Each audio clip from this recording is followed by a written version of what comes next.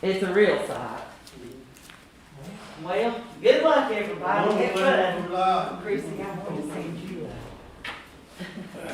email Friday. No, yeah, Friday. I'll do something like that at work, but I still busy. That'll work. Yeah. Church side, sign over there. It's the devil. Time goes by too quick. I agree. Bye. Hey, Libby, just bring back whoever don't show today. Thank you. Yeah, I thought that was kind of stressing though.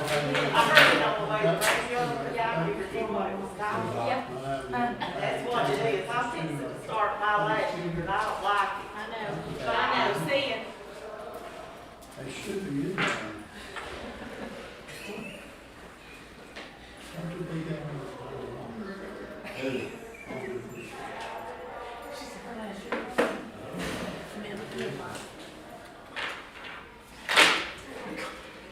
I got nothing.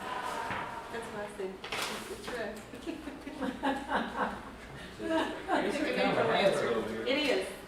Yep. I think it's a setup. I'm sorry. Still about to Yeah, me too. Yeah.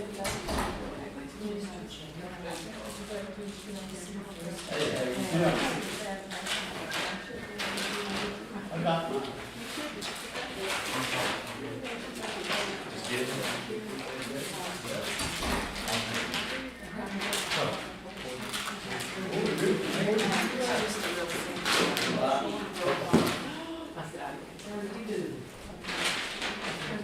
I'm just moving along slowly and surely. You okay? Yeah. Good. Yeah. Oh, yeah. Yeah. Oh. Plus. I do too. Anywhere. This is a whole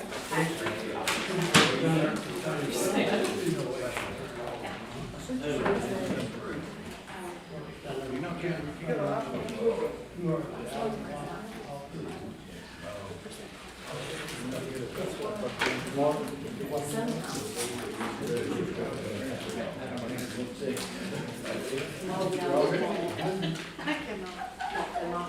I heard the name last time. I didn't get any. Stack my next door. All more time. Said the election officials signed as a beer board.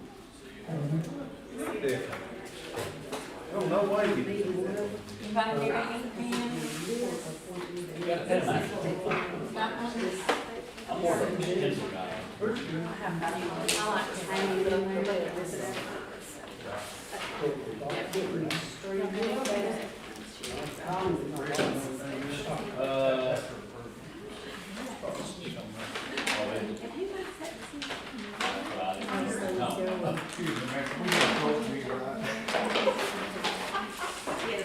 There's a Ross Perez, who am I climbing here?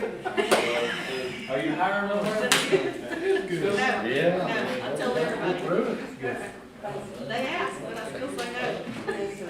Yeah, well, I say no. This thing, I swear.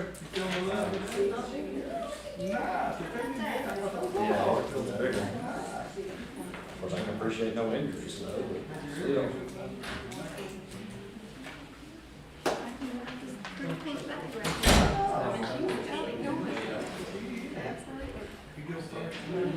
No, I'm not. But, I mean, I guess it's probably still on their side. Well. It's probably still good for be my guess. That's one I looked, I didn't see a special. Wait. No, I understand. She, I don't think she got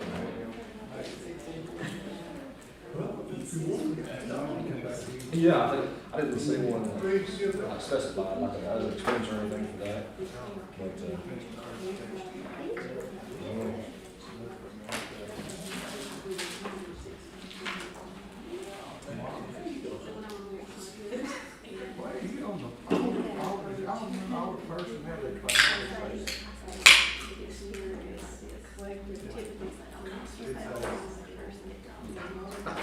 well, it's like my agenda.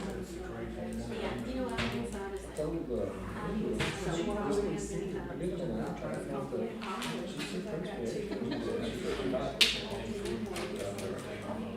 I don't get the full value. Hit 'em up. She I guess she's got extras. Hit 'em up.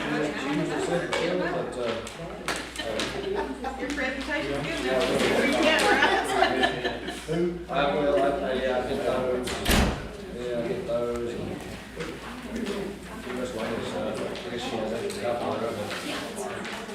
I just told her, I think I get that copy of it.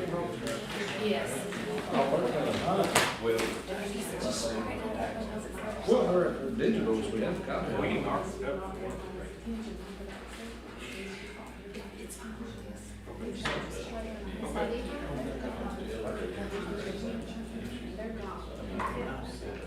I'm in there.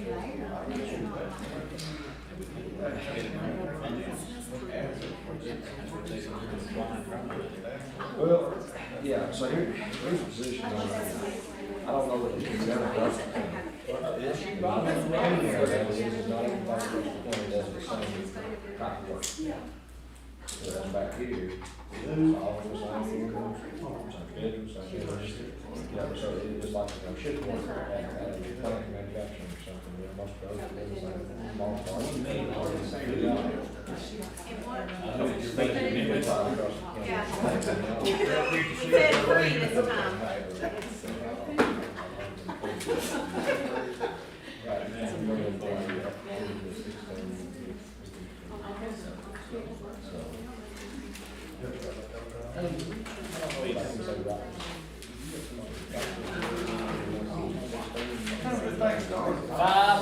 He's making, Dustin's making some calls for me, and she's sometimes in here. Thank you for the information. Option A. So I never, did you girl win the race? I never did tell like I did. Did your girl win the race? I never did. Which one, the 16? She come in second now. The I couldn't 8? tell when you said you stopped and picked up her. Yeah, she run a 5 mile and stopped and picked up her hair. But that one girl didn't beat her, she was fast. She was. She just moved up. She dominated. That was her hair. We run it fair. Like, I didn't just run it. 1-6. It's 1-6. Rough number. When you gonna be in trouble? How much y'all carry? That's the thing, those positions that are physically demanding, like,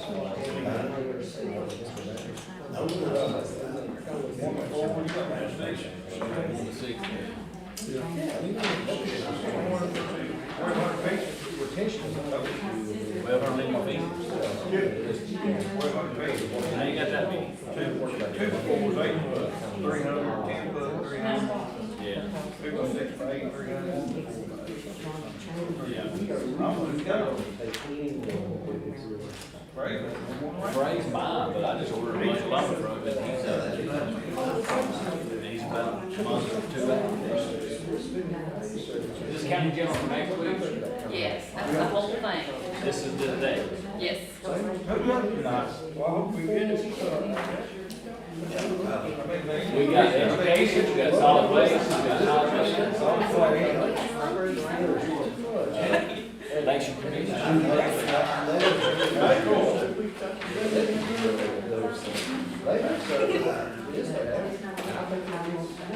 So salary increases in your budget. See? Hey, that is what I'm hoping right there. I will stay no longer than you need me. I need to say face loud. Oh, don't you think Put them in the corner, but you. Cheers, Tom.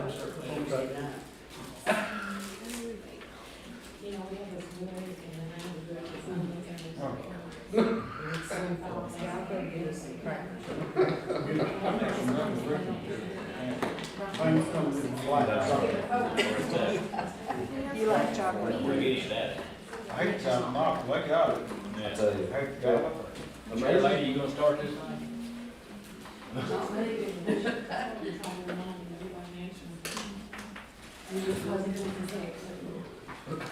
How you doing, lady? You got a pen? Thank you. Are you ready to rock?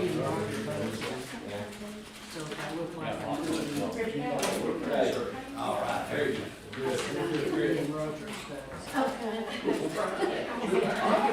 He works till 5. In Athens, he works at wholesale in Athens, so he'll be here. Take that one, buddy. Okay, we're gonna go ahead and get started. It's a little bit after 5. The mayor couldn't be here tonight. I understand Brian Harrell's on his way.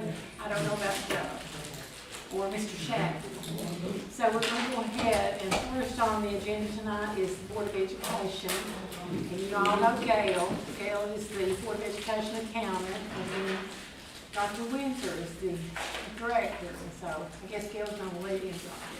Are you gonna? Before Dr. Windsor gets up here, I've given you a small packet. It's got a chart, a graph at the first page. These papers stapled together, the first one is the professional salary schedule. The second one is the non-professional salary schedule. And the last one, the third page that's attached, is the maintenance salary schedule. If the budget is passed, these are what the rates will be. So it's 2% increase from the county, or is this from the state? 2%, With step, the step is local, and the percentage is what the state's giving us, the yeah. Okay, I know 2%. they bypassed last year's state, did they? They didn't give them the increase last year. I don't think they did. No, they did. It's good they did this year. The next packet you have is the 5-year maintenance plan. It's pretty thick. This is something that the maintenance department has come up with, and just to give you an idea of what's on the schedule, what's been done, and what is to come in the following years.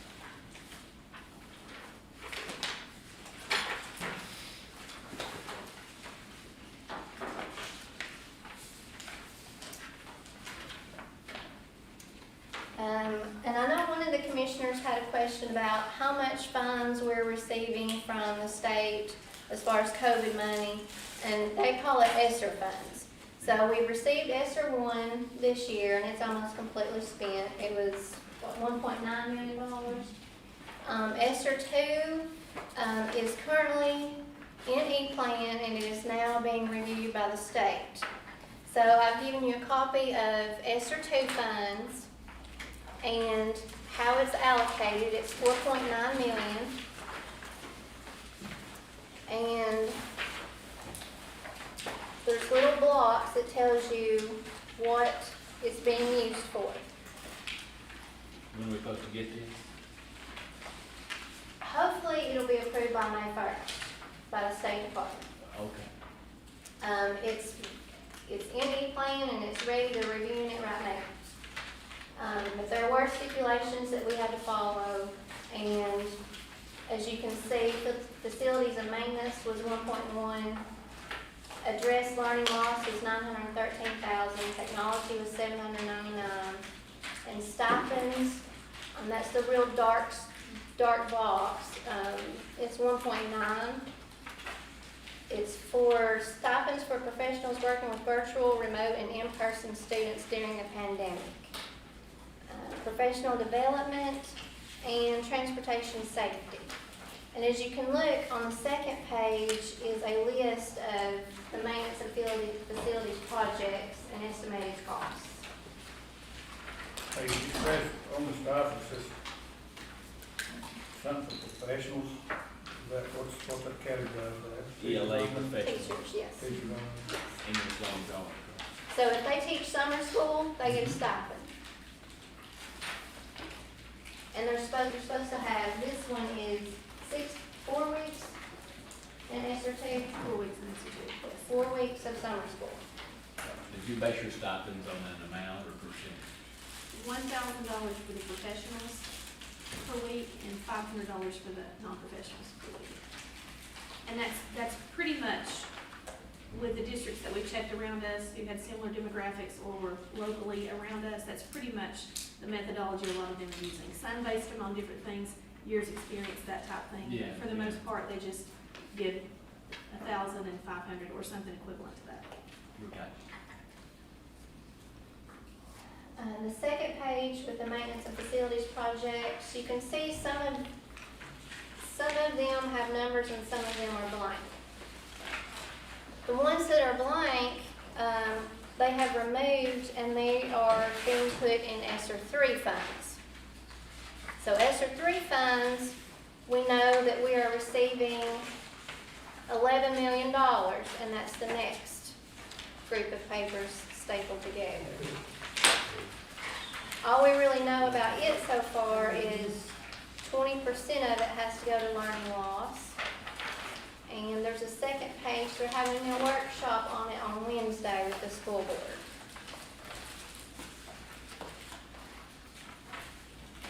Nice to go ahead and get some of them LED upgrades, looking at getting and everything too.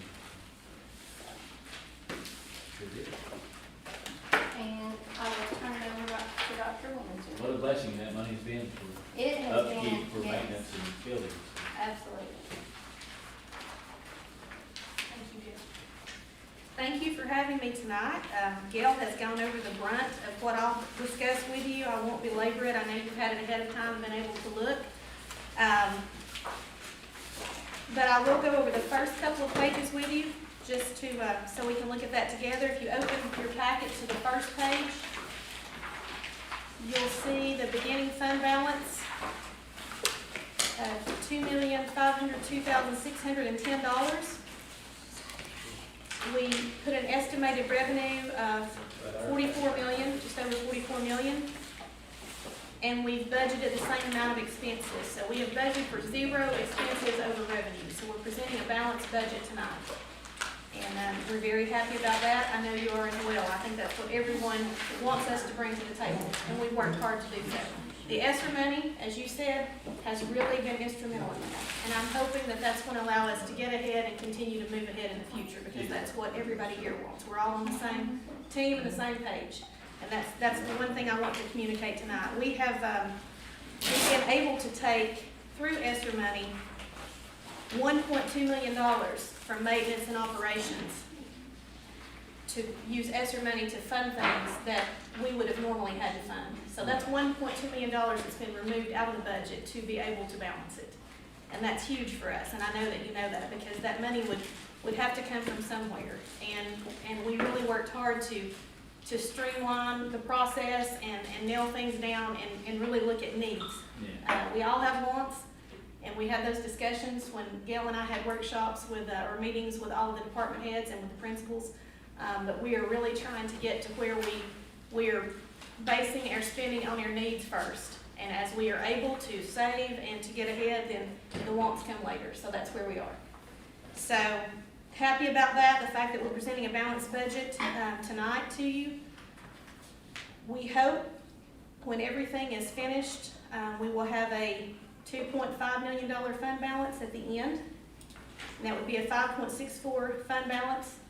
That's in relation to, in respect to expenses, so that's a much better place to be than we have seen ourselves in the past. So you can see that we're working hard to get to where we need to be. On the next page, you'll see the expenditure summary, and it breaks everything down, how the $44 million is spent. You see majority of that obviously goes to salaries and benefits, and that is normal. Then we have your insurance, transportation next, water and electric, then back up to maintenance. Those are your more expensive ones. The next page is a lovely pie chart that Gail did, probably more for my benefit. This makes it easier for me to see. It just breaks it down and shows you the percentages of how the money is spent. 79% going for salaries and benefits. So that is a majority of it. And then 5% for transportation, 6% for maintenance, water, and electric. And then you see the other smaller remaining areas that make up the final percentages. And then the same thing on the next page is a pie chart of revenue broken down the same way. And obviously, majority of our money comes from BEP funding, 67% to be exact, and then we get 29% from local. So that's just a summary of where the money comes from and where our plans are to spend it, if approved as is. Just a few other little bullet points I had for you. The budget that we're presenting tonight, which is balanced, includes a 2% in step for employees, but that's the only increase. The only increase in here is due to raises and insurance costs. We did add, and I'm pretty excited about this, I know this is a discussion that we've had among ourselves and with you as a commission. We added a capital outlay line item, and it has $150,000 in it. Originally, that's to be used if we have to go into an agreement with an architect or something like that, but at this point, what we will be able to do, we'll be able to be paid through the ESSER funds. That'll be rolled into any package or project that we do. So we're holding that money to be used down the line as we have future projects. And So could you use the extra money coming up for architect fees? actually, that's something that we're looking at. With the next round, we've taken some smaller projects that you have an itemized list of, the one that she went over that has some items removed. Right. 2 is paying for a lot of things, and then some of the ones we took out will be submitted in 3. But we also want to look at doing some updates and some renovations. I You know can't do a complete building project, they have said that. Because believe me, we would jump on that if we could. But we have every plan to do as much as we can with that money to bring our buildings up to where they need to be. Because we all know, as far as new construction, when you just don't have the money to do that at this point, you need to do the best that you can. And when this money came in, we saw that as a blessing for everybody. So we want to be able to bring things up as far as we can, just to make it more comfortable until we get to the point that we can financially do what we need to do. Thank goodness. I mean, it's a need we're gonna have to face before too long. Absolutely. But, what we can do with the money that we have, as long as it falls under the guidelines, that's what we want to do. Because that's what it's there for. I mean, it's for the kids, and we all would like for them to be in better facilities, regardless of how nice they are, so that's our goal. Also out of that, something that I will point out, the textbooks. We have spent all the money on the textbooks that you so graciously agreed to allow us use to purchase those books. We paid one half last year, and the other half is in this budget. And then through our ESSER 2.0 funds, as I said, we removed $1.2 million from maintenance and operations for other needs and put that into the ESSER funding. So we were able to take that out of this budget. Any questions about anything I haven't discussed or anything that you saw that you would like to discuss? On the Chromebooks, are all of the children, do they have the ability to have the Chromebooks? And how do you trace them? Actually, I wrote down, because I knew off the top of my head I did not want to misquote that, and I actually meant to tell you, so I'm glad you asked. Through ESSER 1, we spent over $900,000 to buy Chromebooks.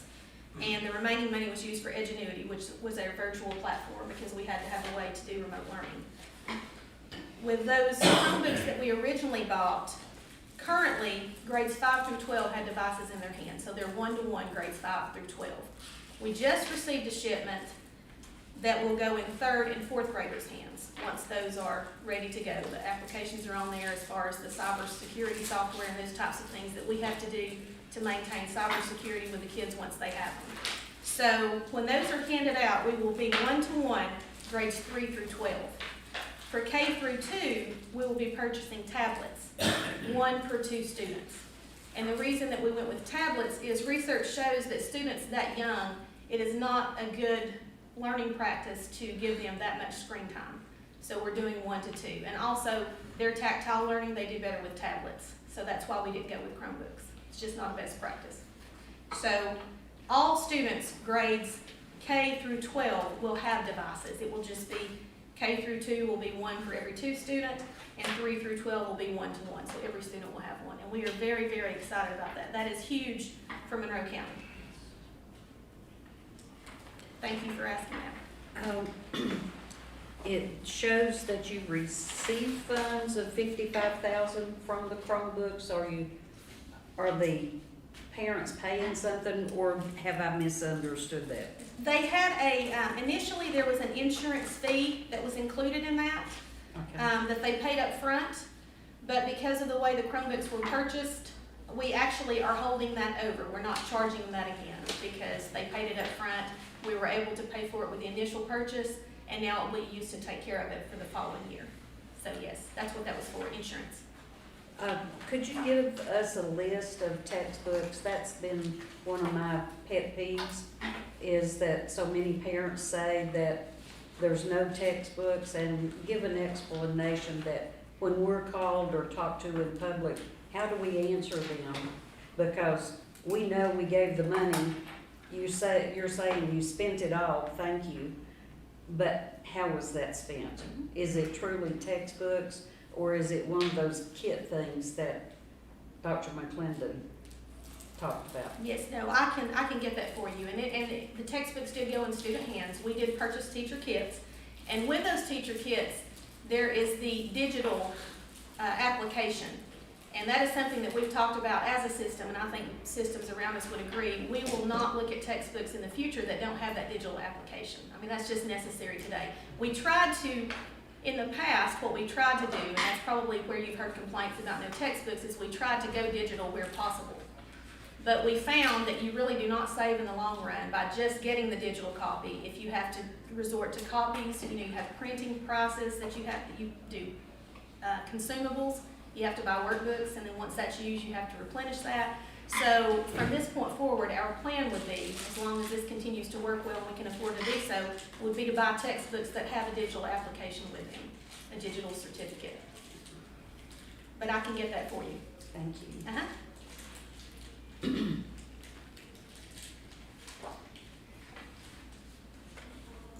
There has been talk over many years of combining the county maintenance department with the school maintenance department, because the county sure goes a long way with a much less budget and 3 or 4 times the buildings. What is the school's standing, or how do they feel about something like that?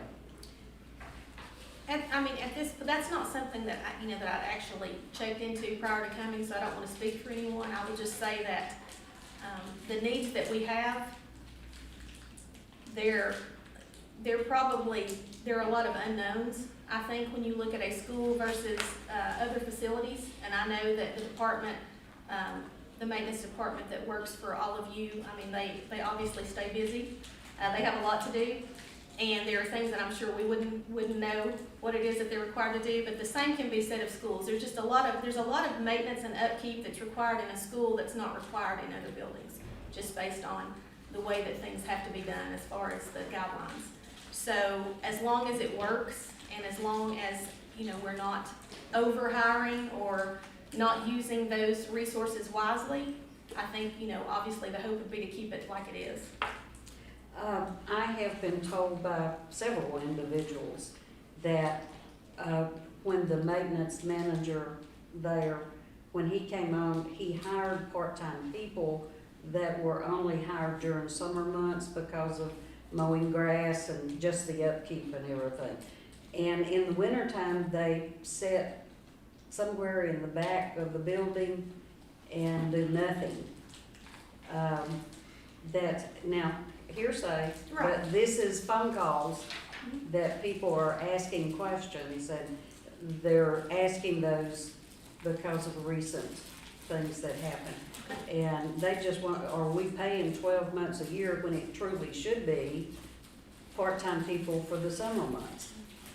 Because when you hire somebody full-time, that's a whole nother story. Absolutely, and I do know that we have some contracted people, we have some part-time people that do grounds maintenance and upkeep, take care of the lawns and all of those things.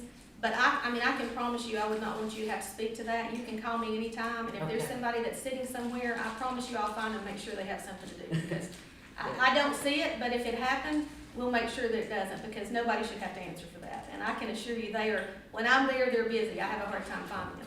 And the ones who just do the groundskeeping, they are not there, or some of them are not there all the time. Now, there are some that are on full-time that are part of that crew, and when they are not there, if they're not mowing and doing those things, then in the winter, they help with upkeep of the vehicles and operation of the fleet and that type of thing. So there are some full-time people that rotate on and off, but we do also have some people that are strictly for that during the summer when it's so hard to keep up with that.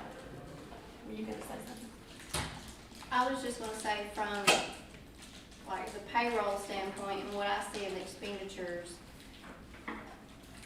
it is part-time. We have one full-time grounds person and the rest are part-time. And during the winter months, the part-time people do not work. So it's just seasonal. Thank you. You're welcome. How do you feel the salary schedule for the teachers is compared to other counties? I've heard for years that Monroe County teachers are paid less than other surrounding counties. And that's a tough question because they are. If you look at salary scales, if you compare those especially to local areas around us, and sometimes I think that's what people look at. They look at just the local proximity around us. They are paid less. If you look at demographics, some of them are comparable as far as population in the rural area. But they do have good benefits, which you will hear our teachers say that often. We do have, as far as the amount that we pay on insurance, it does make up for some of that difference.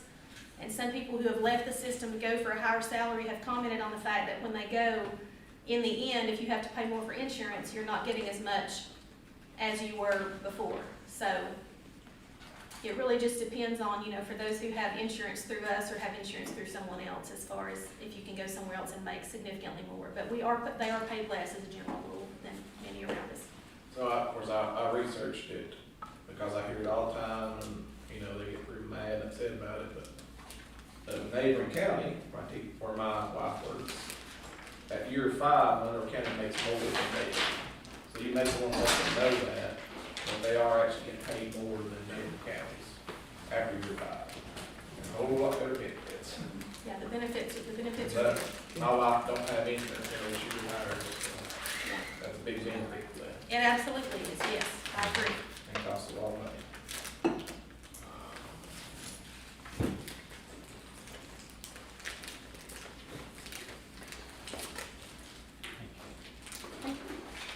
Anyone else? I appreciate your time tonight. Thank you for having me, and if you have any questions in the future, anything you didn't think of, anything I can give you or do for you, I'm a phone call away. Thank you. 142 funds, it hasn't really changed. They're not open yet in any plan, so 142 is budgeted what it was last year until we get final numbers. So probably August, September, you'll see budget amendments come through with actual final numbers from the state on that. Lisa's 143 cafeteria fund, we budgeted it back on the state revenue. As you can see, her fund balance is pretty wealthy. This year, being paid directly from the federal and per meal, she got quite a bit of money. So you'll see a budget amendment come through this month with revenue being moved around, because last year when we presented the budget, we were not really aware how or what funding we would be receiving from the state. So it went direct to federal, so you will see a budget amendment this month come through where I am changing some of the state revenue to federal, and she's actually collecting a whole lot more than what we had projected, which is a good thing. So, and she has gotten word that she will only be receiving that federal funding until September. So we went and made this budget back on the state revenue level. So she won't be getting quite as much next year, but it should all be state funded, not federal. Money in 143 has to stay in 143. Yes, right? yes. And she's purchasing, a lot of items that, are old and Right. that needs to be replaced to kind of spend some of her fund balance down. So, It's a shame we can't move that usage somewhere I else, know. but that's what I we're know, on. it is.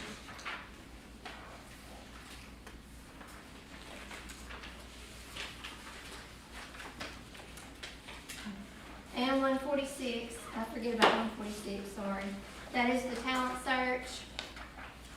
Their budget is, it's all to itself. We won't get any final numbers on it until September. It's completely direct federal. There's nothing we can say or do. It's just I have to present it to you, because the comptroller says we have to. I'll make a motion to accept. Motion to accept, I have a second. Second by Mr. Thomas. Roll call vote. Mr. Anderson, Aye. Mr. Bryant, Mr. Bryant. Luke, Aye. Ron Harrell, Aye. Richard Kirkland, Chad Leemy, Adam Reynolds, Bill Shannon, Paulette Summey, Aye. Roger Thomas, Chris Wiseman. Aye. Very good. Thank you, ladies. Thank you very much. Have a nice day.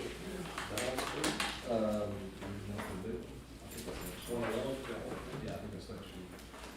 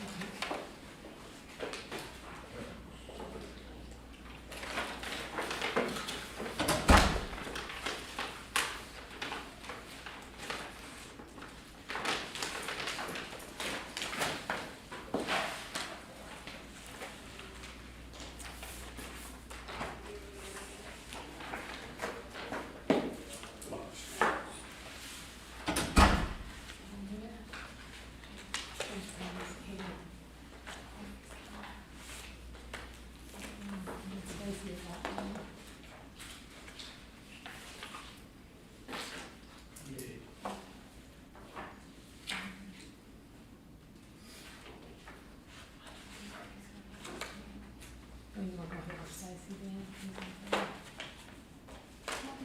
Okay. We're gonna move on and do solid waste and give James Brown a little bit of time to get here. Stacy Chambers is here, so I'm gonna ask him to come in, and it's the last one in your regular packet for the ambulance. So we get him. Thank you.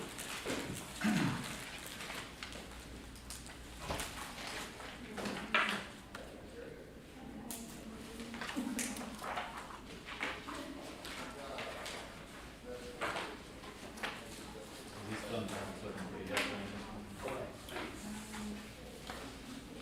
I think everybody knows Stacy Chambers. He's the director of solid waste, and he's gonna present his budget. Yes. Man, you talk about getting put on the spot. Good morning, Director. So, I take it you all have copies of it and have looked at it. There really are no changes in it. And you all probably know that when you don't make a change, you essentially made a cut. And if you look over the last couple of years, you can ask Courtney, we have really cut this budget, almost $200,000 over the last couple of years. So there really was nowhere to cut in it. So there's really no changes. Didn't ask for nothing extra. But I will, let me take this opportunity to tell you all that over the next 5-10 years, you probably need to really consider thinking about the fact that we have doubled the amount of cars at Teleco. We've almost doubled the amount of cars coming through on a day at Madisonville. And we really need a convenience center in Vonmore not just a transfer station. Amen. And I'm just putting, I want y'all to understand, that's something that needs to happen over the next 5, 10 years. Especially if we had one at Vonore, that would actually maybe hold off some, because it would move people to Vonore that are going to Massaville or. Yeah. So that might be a good first step, is to kind of think about one at Vonore. We do have the transfer station up there, but it's just, transfer stations were not designed for people. Household, Yeah, they're designed for commercial business. So we might think about that. Obviously, didn't think about it this year, but over the next few years, it's something that we definitely, desperately are gonna have to do. Do you own the property in Telco where that one's at? Or is it rent lease from Yates? It's a 99-year lease from Okay. Yates, and that's the way the property is at Madisonville too. Yeah. We do own the property at the transfer station. And It's Sweetwater. leased to another company, ain't It is. Waste Connections actually manages and runs the transfer station, but it's just, like I said, I just want y'all to know that that's gonna be something y'all are gonna have to, cause when you go from 400, like Telco, when I first come here now I've just started my 6th year here. When I first come here, we had 4, maybe 500 in a day. Now we're having 900. Yeah. So that's a huge, and the more people move in, the more the garbage is gonna be an issue. And I mean, y'all can see the influx of folks that are coming in, and like I said, nothing in this budget, but it's something that we're gonna have to start thinking about long term. Well, there's some grant money available that you were looking at, that you and I talked about a few times. There is, Richard, actually, some grant money available.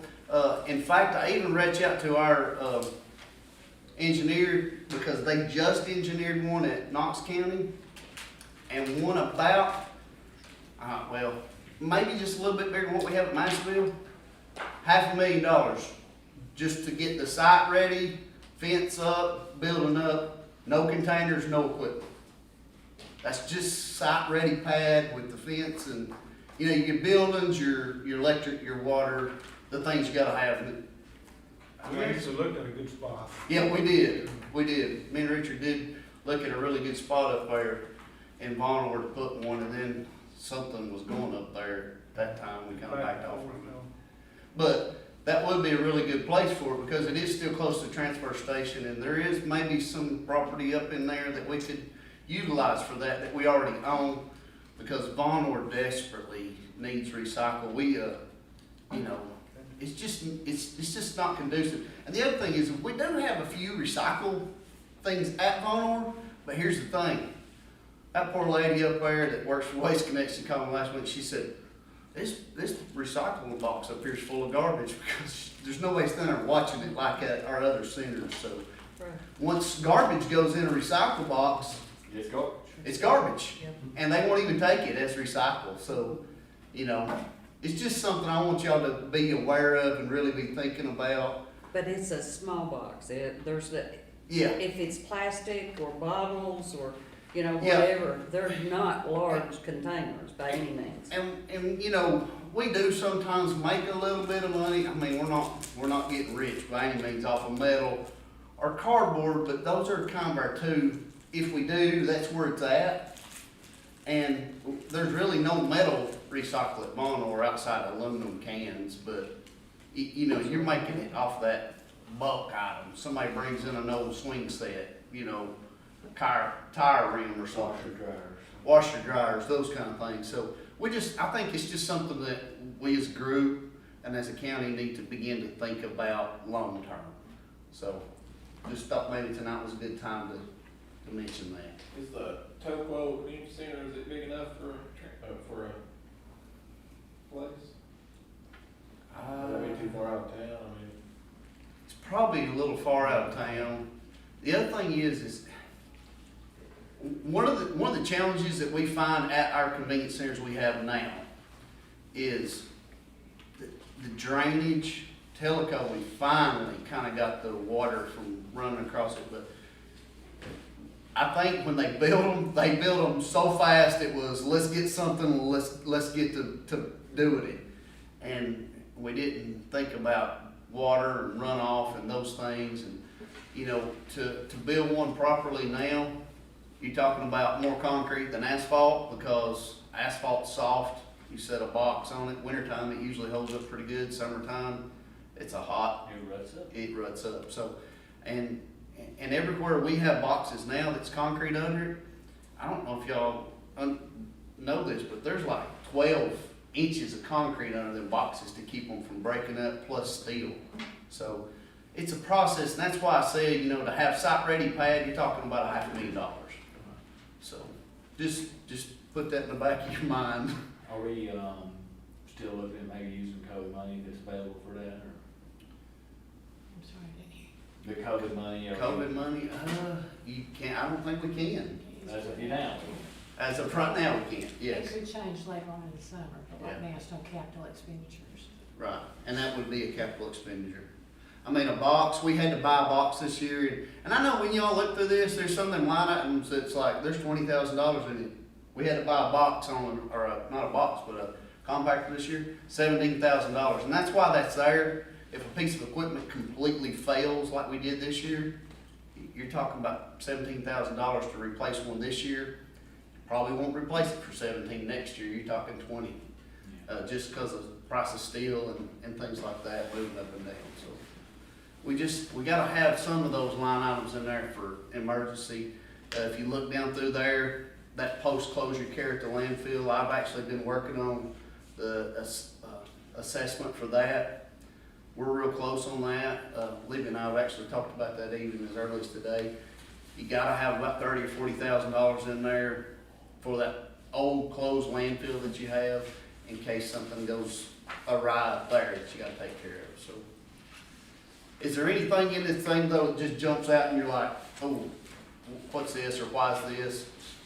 There was some adjustments that we made that were just, they weren't raises or anything like that, it was just that we were paying part-time people all this line, it should have come out of this one, but it was a wash, it was like $308 two different times, and then it was 308, Yeah. it was decreased, and then it was 604 back, or whatever it come out to. And they are noted on there, there were no salary increases, and just because we talked about so much about salaries a couple weeks ago, just to put this into perspective, the majority of the employees in this fund make $11.71 an hour at full time. Yeah, it was $11.71. The highest paid person at one of the convenience centers is $12.02. So, just to put that into perspective on all the changes that were discussed a couple weeks ago. Yeah, it was 304.95 and then 303.61.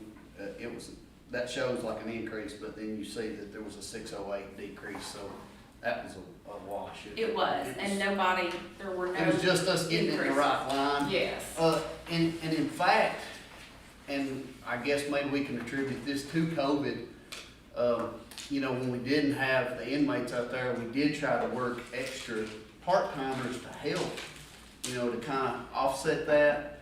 And, you know, it's just, it's the nature of the beast. You try to make sure there's enough people there to cover, and, you know, try not to work them too much, because, I mean, they're part-time, they can only work so much too, so it's a balancing act. As I look at your fund balance, I notice it's slowly dwindling. I mean, you know, this year you're 60%, next year you're 45. Yeah, we've talked about that the last couple of years too.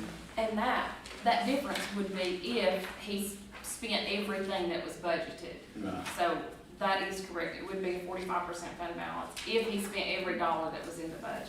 Right. You can see in that first column, if this is on the 4th page, or the 5th page, of your solid waste packet.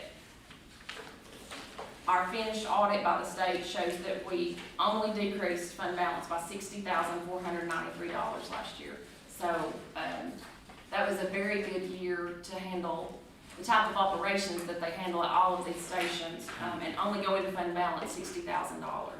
So they had a really good year, and that's not our estimates or our guesses, that's actually the audited numbers.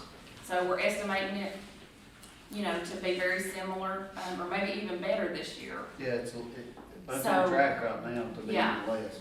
So, we're looking at another good year, and, but you're right, if things don't stay on the increase, Right. you know, you would have to look at some things in the future, but currently, the fund is performing well. Right. Mhm. I mean, we just gotta look at long-term stuff, and Right, we can't look at tomorrow, we gotta look at. right. Just Yeah, and the long term is we are gonna have to think about Yeah. another facility at some point, so. Going back to the location in Von Orr, don't we own the property behind the convenience center now? We do, but there's things there that, so as part of the operations of the transfer stations, there's boxes that get dropped there, and that's kind of where they pick them up, move them out, and things like that. The other thing is this, it's the logistics of getting cars in and out of there, and what you would like to do is not put the public car in and out of there anyway. With it being behind that, they would have to come through that. Well, they've already got a road beside it that goes back in there. Yeah, and I'm not. And it's used pretty good. There's not supposed to have anything, because I've had it checked on 2 or 3 times. And I'm not sure, Paulette, that that's even our property outside the fence. You're talking about the road goes beside it, outside the fence. I'm not even sure. I think what is ours is kind of, didn't we look at that, Richard? Yeah. I think the property is all inside. All inside. It's already inside the fence. We're kind of like on our property. So the other would be TVA. TVA, yeah. I'm pretty sure we looked at that, didn't And we? Daenerys got the other side of that. Yeah. Daenerys is gonna be a bad situation eventually when they fire up going trucks through there Yeah. as well, because they have to use the scales that's at the front of their building, Mhm. and that's gonna backlog it at some point, unless they get them in now, they're pretty quick. They had that issue before too, didn't they? Yeah. And he's right, because you're gonna end up with cars backing up, and you know, you've got tractor trailers trying to get into Genera, and you've got tractor trailers and huge trash trucks trying to get into our facility too. And then you've got Mamaw coming in there with their station wagon. I don't have a station wagon, but I'm in and out about 3 or 4 times a week. But that's what happens too, you know, I think, you know, on over, kind of where me and Richard look over there, if you just come straight in, there is some good locations over there, and it's easy to keep people away from that mess. So I think we've got some options of locations. It's just, okay, if we had, you know, a pot of money and could build it, well, then you've gotta staff it and you've gotta operate it. And, you know, to move garbage from there over to the transfer station wouldn't be a big deal, but you've got to have staff. And essentially, it takes a full-time employee and 1 part-time to run a center all week long. A full-time employee works Monday through half a day on Friday. By half a day on Friday, they have their 40 hours in. And what we do, because Friday's a busy day, is you have that part-timer that works all day Friday with that person, and then they work the half a day Saturday. And that's kind of how it works at all of them, with the exception of Sweetwater, because my full-time person lights off on Thursday over there, but he works Friday and Saturday. So it's basically the same thing. It's just the part-timer works, you know, on Thursday instead of half day Friday and Saturday. That would probably need to be done in 4 or 5 years. It's an issue, isn't it? It is. Richard Mondays and helped me look Fridays at that a and lot. Saturdays are horrible. Yeah, Cause you probably, I don't know what's nearest, probably catches Loudoun County and probably. yeah, that's the other thing, you know, it's difficult. Somebody comes in there with an out-of-county tag, and guess what? Well, I bought that car somewhere else, you know, and I live here. So you have those issues, and it's pointless to fight them, because what happens is they go out and they throw it in the ditch, and guess what? Now I'm not just paid to haul the garbage off, I paid a man to go clean it up and haul it off. So, you know, it's not one of those things you just go out and say, bring us your stuff, we're gonna take it no matter where you're from, but at the same time, we don't wanna go pick it up off the side of the road and that happens. Well, you have Loudoun County, Blount County, and Monroe County that is Monroe County, but their tags and Yeah. everything. We catch a lot of Loudon at the Sweetwater Center also. A lot of people creep in from that Philadelphia area. Ideally, it would have been nice, and, you know, this is pre most of you all, it'd been better if that Sweetwater Center were on over in Sweetwater a little bit, you know, and not so much, it's more toward Monroe actually. Yeah, it's like- But it would have been nice if it was kind of back that way, you know, so. Anything else, just y'all like, oh man, To have their trash. I'm being anybody else, any questions? Really kind of cut dry, I'm sorry, I'm not very excited. This really Just just didn't bring, I'm sorry, Go ahead. Go ahead. I was just gonna comic relief here, you just didn't bring the commercial from Tennessee Trash probably before you were born. Yeah, I remember the Tennessee Trash I Commercial. apologize. I'm not as young as you think I am, but thank you for making me feel younger. I know in previous years you worked for the tire day, whatever. Is that Mhm. something we might could do, or is that? So that is Keep Monroe County Beautiful, and Keep Monroe County Beautiful, my understanding is going to try to do that again. Okay. It costs them $2,000 or $3,000 to do that. Right. My understanding is that they are going to try to do that. They have a new director, and that's been a little bit of an issue because Sandy was already sick, and she missed a whole lot of training. Sandy was going to try to show her all these things, and Sandy got sick faster than they had intended. And so Joni has missed some things that she shouldn't have missed, but I try not to fault her for that. It's just she didn't know. So she's playing catch up a lot of times. We get notices sometimes and we're like, so I'm having to take them to her, and she's like, oh, I didn't even know. So try to remember that when dealing with Keep Monroe County Beautiful. They're kind of in a learning curve. Just so you all know, she turned in her application for her $10,000 grant for nonprofit last week. And that's one of the things that, I called them. Did you? yeah, Well, I called them, somebody you called. call them, I call them. I think Yeah. a lot of people were calling them like, hey, y'all missed Just so this. that you know, since everybody said that we would add them in, if they did, we added them into the budget, to the nonprofit. So, Monroe County Beautiful signs, they did the work on them. A lot So of them ground, and they did a sign campaign, and they're looking trash. they yeah. So they did a sign campaign, and they charged people. What they did is they tried to use it as a fundraiser, and it was $400 up front, and it was $100 a year or something. I don't even remember. They wanted me to do that, and I was like, I'm not charging y'all to put signs on my convenience center. I done got recycle signs. So, but they did that as a fundraiser somehow, you know, adopt a sign or something. I don't know. You can see the next 2 miles by this family here, you can see that. Yeah, and that's their thing. They're a nonprofit. Although they work very closely with us, we don't govern them. So we try to help them and be assistants to them, you know. Have a motion to approve. So moved. Second. I'm sorry, who was the second? Mr. Lynn. Lemonade. Okay, I'm gonna do a roll call vote. Mr. Anderson. Aye. Rick Wright. Brian Harrell. Richard Kirkland. Chad Leemy. Aye. Adam Reynolds. Aye. Bill Shadden. Paulette Summey. Aye. Roger Thomas. Chris Wiseman. Good for me. I got here early and I heard it. Thank you all. Go home. Appreciate it. Thank you all. Has to be heard. Yes.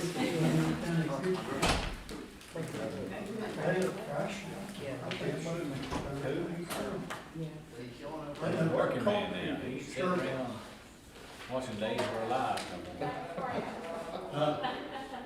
What do you say? Talking about Harold, he's a working man, What? a working man now. I don't have to work.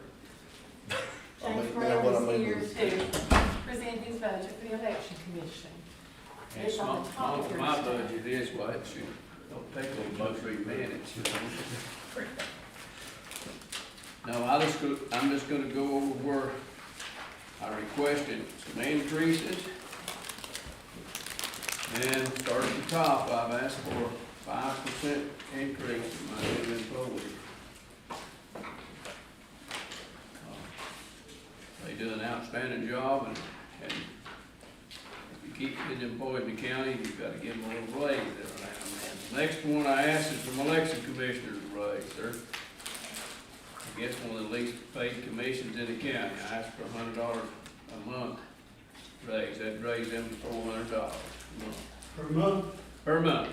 Yeah, during election year, they put in 16 hours every day we have an election. That's 3 elections, plus now they have to come in when we certify and seal the machines. That's usually a 5 or 6 hour day. And we meet some months during election, we meet 3 or 4 times. And then a line item for maintenance agreements. Some of my vendors have increased their fees where the $2,000 comes in. As for an increase in postal charges, $3,000 now. We won't get the census till September the 30th now.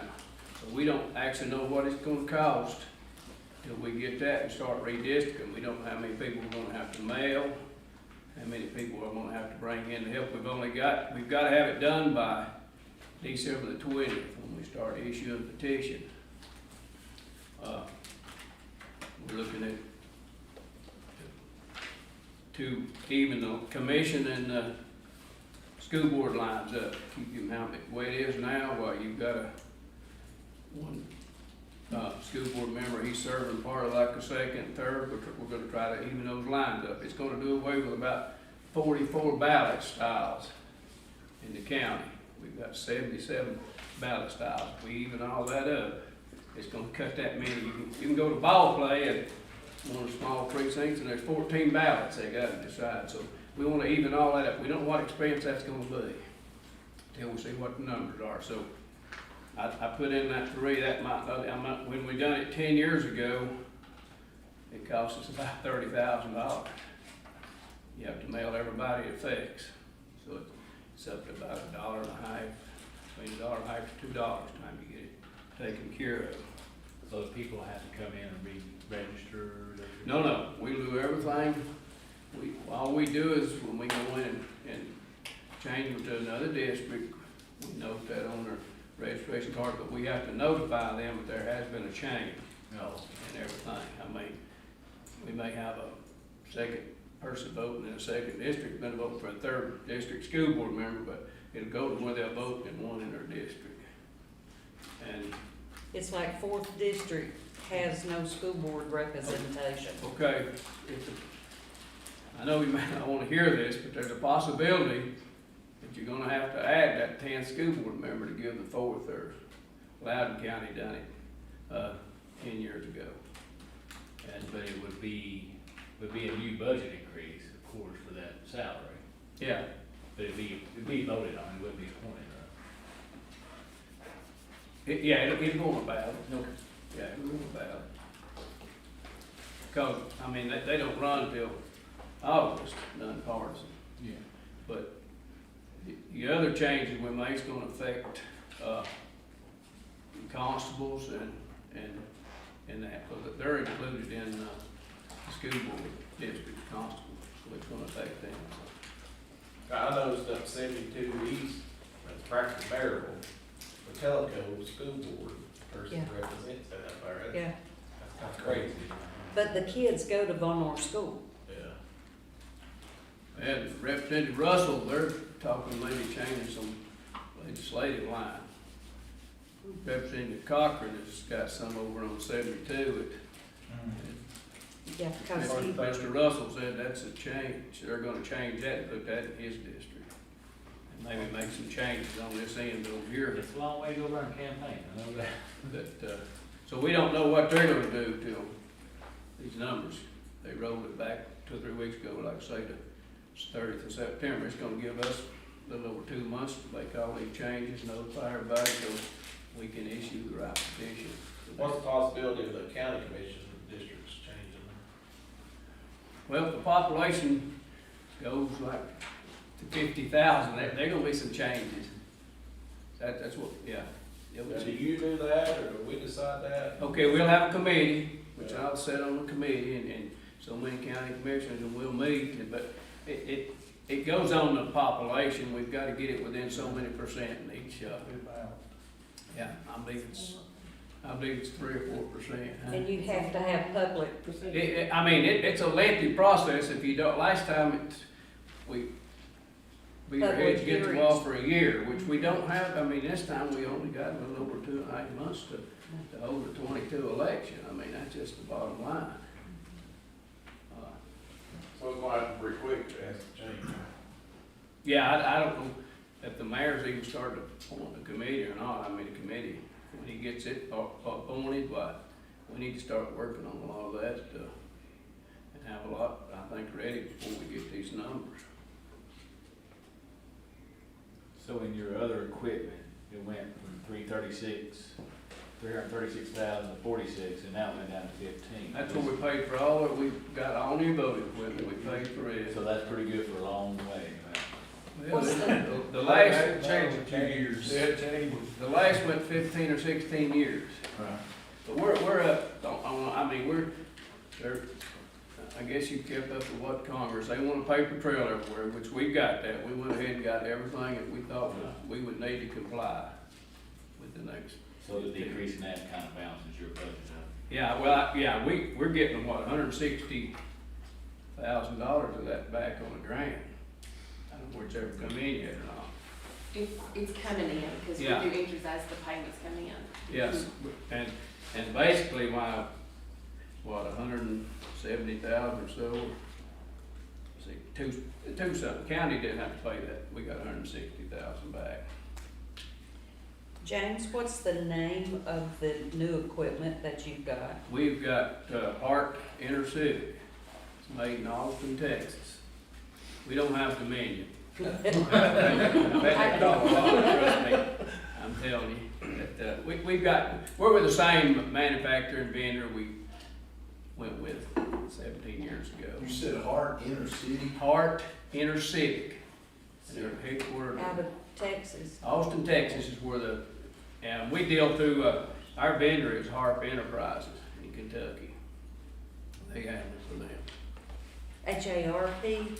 Yeah, that's our Okay. vendor's Harp, yeah. But, and you'll see one line out of there, it's 25,000, other equipment. That's state money, that's a security grant. It's not coming out of county money. And they've extended it to, I think, 2023 to use it. We're gonna use, it's to upgrade it. We're gonna put a new server somewhere in this building here. We've already got two. We got one we run every day, and we got a backup as well. We're gonna put one here in case we was to have a fire or something down there and lose everything, a lot of counties. And we'll update our computer systems and everything with that 25,000. Josh, how many employees do you have total? I got two. Two. Yeah. And, then we got a, $51,000 COVID grant. It's coming in to cover a lot of expense we had during the election. Very expensive year. What's the difference between one and paying two? You got two different file numbers that it equals. So overall, your budget's going down. It went down some. I mean, I'd used some of my budget last year, like we didn't have any training last year, so I took that money and used it somewhere else. Now, we're gonna go back to training this year. We done it online last year. We're gonna go back to our law seminars. We have, law requires us to have 2 of those a year. So we're gonna start having them, one in Nashville and one at, 54th Street. They're gonna start that back this year. So the difference in the first one and the second one, and this will be that way in your big packet too, that's for the entire 101. The first page has all the benefits added to it. So when people ask for raises, they just have us calculate the benefits on that. So you're gonna see that as you flip through for next week, all of 101. The first sheet will be different than the second sheet that the people signed. So his actual budget went down $3,800. Yes, by the time you put in like longevity change. So we had one employee that had not gotten longevity in the past, they got it this year, so that went up. But that's not really counted as an increase he's asking for, because that's a county benefit. So he didn't have to, It went down because he had the deduction, the equipment went down this year. Right. So overall, the net effect was, that's what he said. he said that it went up to here. So that's why, and you'll see that throughout your whole packet. The sheet with no writing on it will be the one that we finalize with all the calculations in it. And once again, the 5% raise, I know every county employee, last year has been a tough year. This COVID's been unbelievable, folks. Extra work they've had to do. I mean, it's just unbelievable what your employees has put up with. I mean, working with that. I think, my opinion, we need to show these people, if we've got good people, we need to show them we appreciate it and everything. Any questions? How long was y'all shut down for COVID? How long did we shut down? We didn't actually shut down. We kept, when it got real bad, I kept one person there every day, and then we worked from home every day. We actually never did shut down. Election year, we couldn't shut down.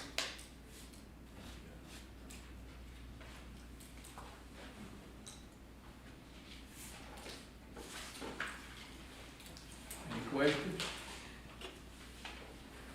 Thank y'all for your time. Thank you.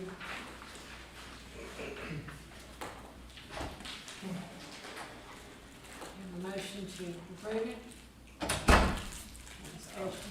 Not with 5% raise. No, I was gonna say that needs to be discussed. And that $50 for commissioners, I don't think they get that into themselves. That's making more than we are. We're doing different all year round. Teachers got 2% step, And staff, yes. And 2%. 2% and step. Yes.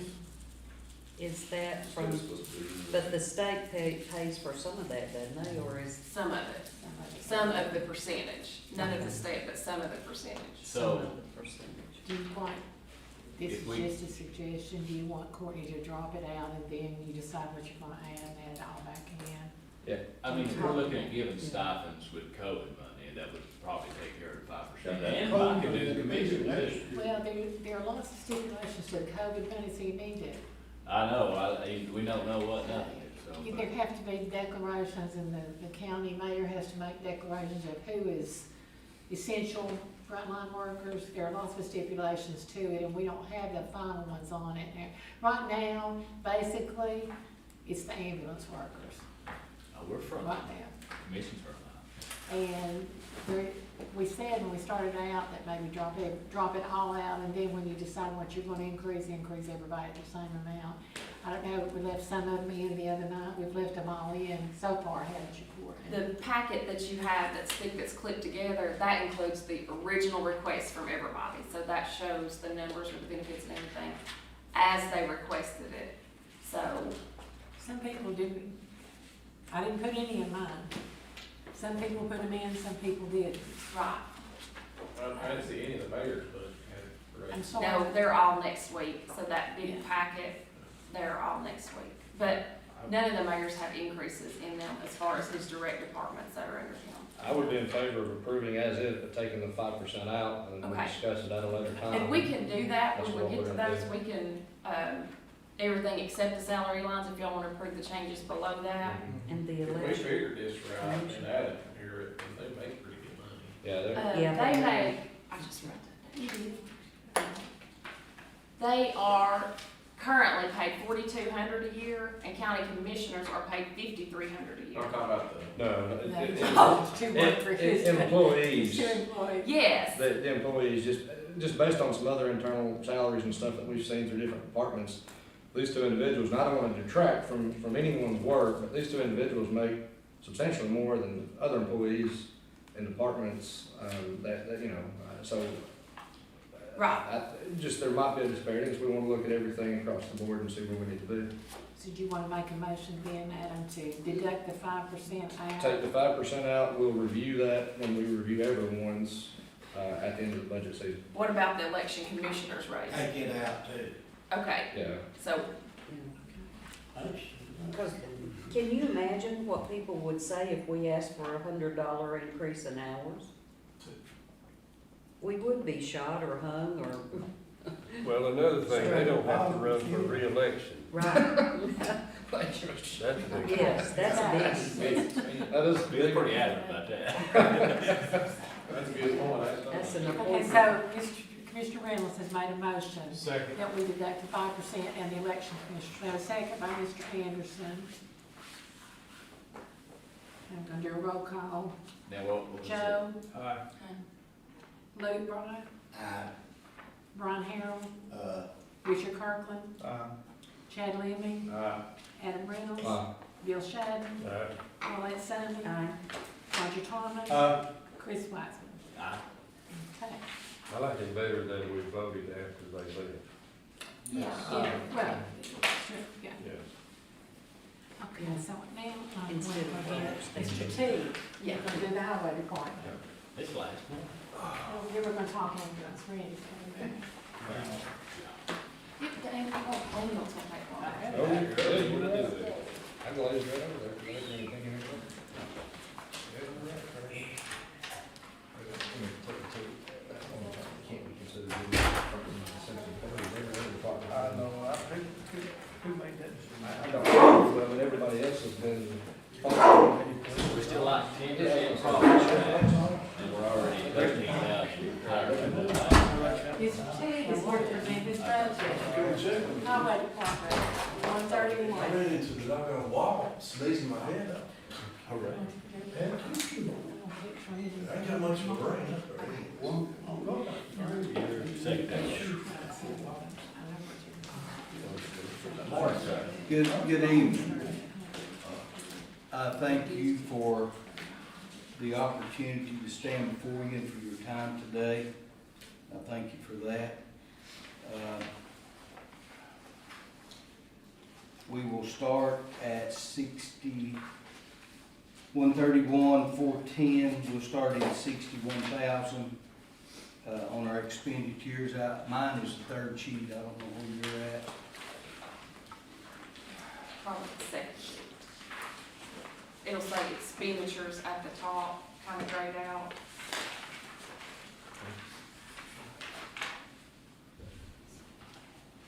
I tried to sit down last week and look at this, the way the revenue come in from local, where the revenue came in from state and other, and I may be wrong, Courtney and Libby, but I just, off the top of my head, about 1.7 million, local, and everything else would be gas tax, state aid, from other funds.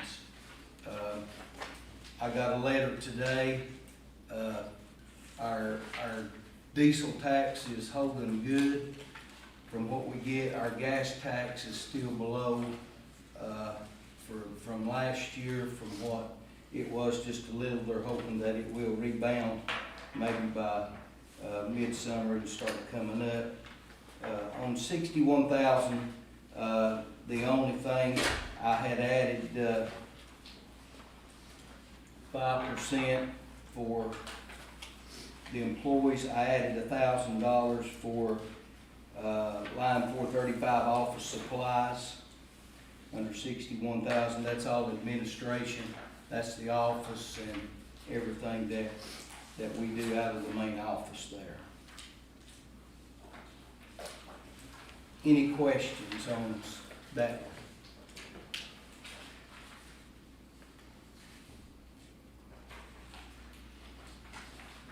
Okay, if you go to the next page, it should be count 62,141.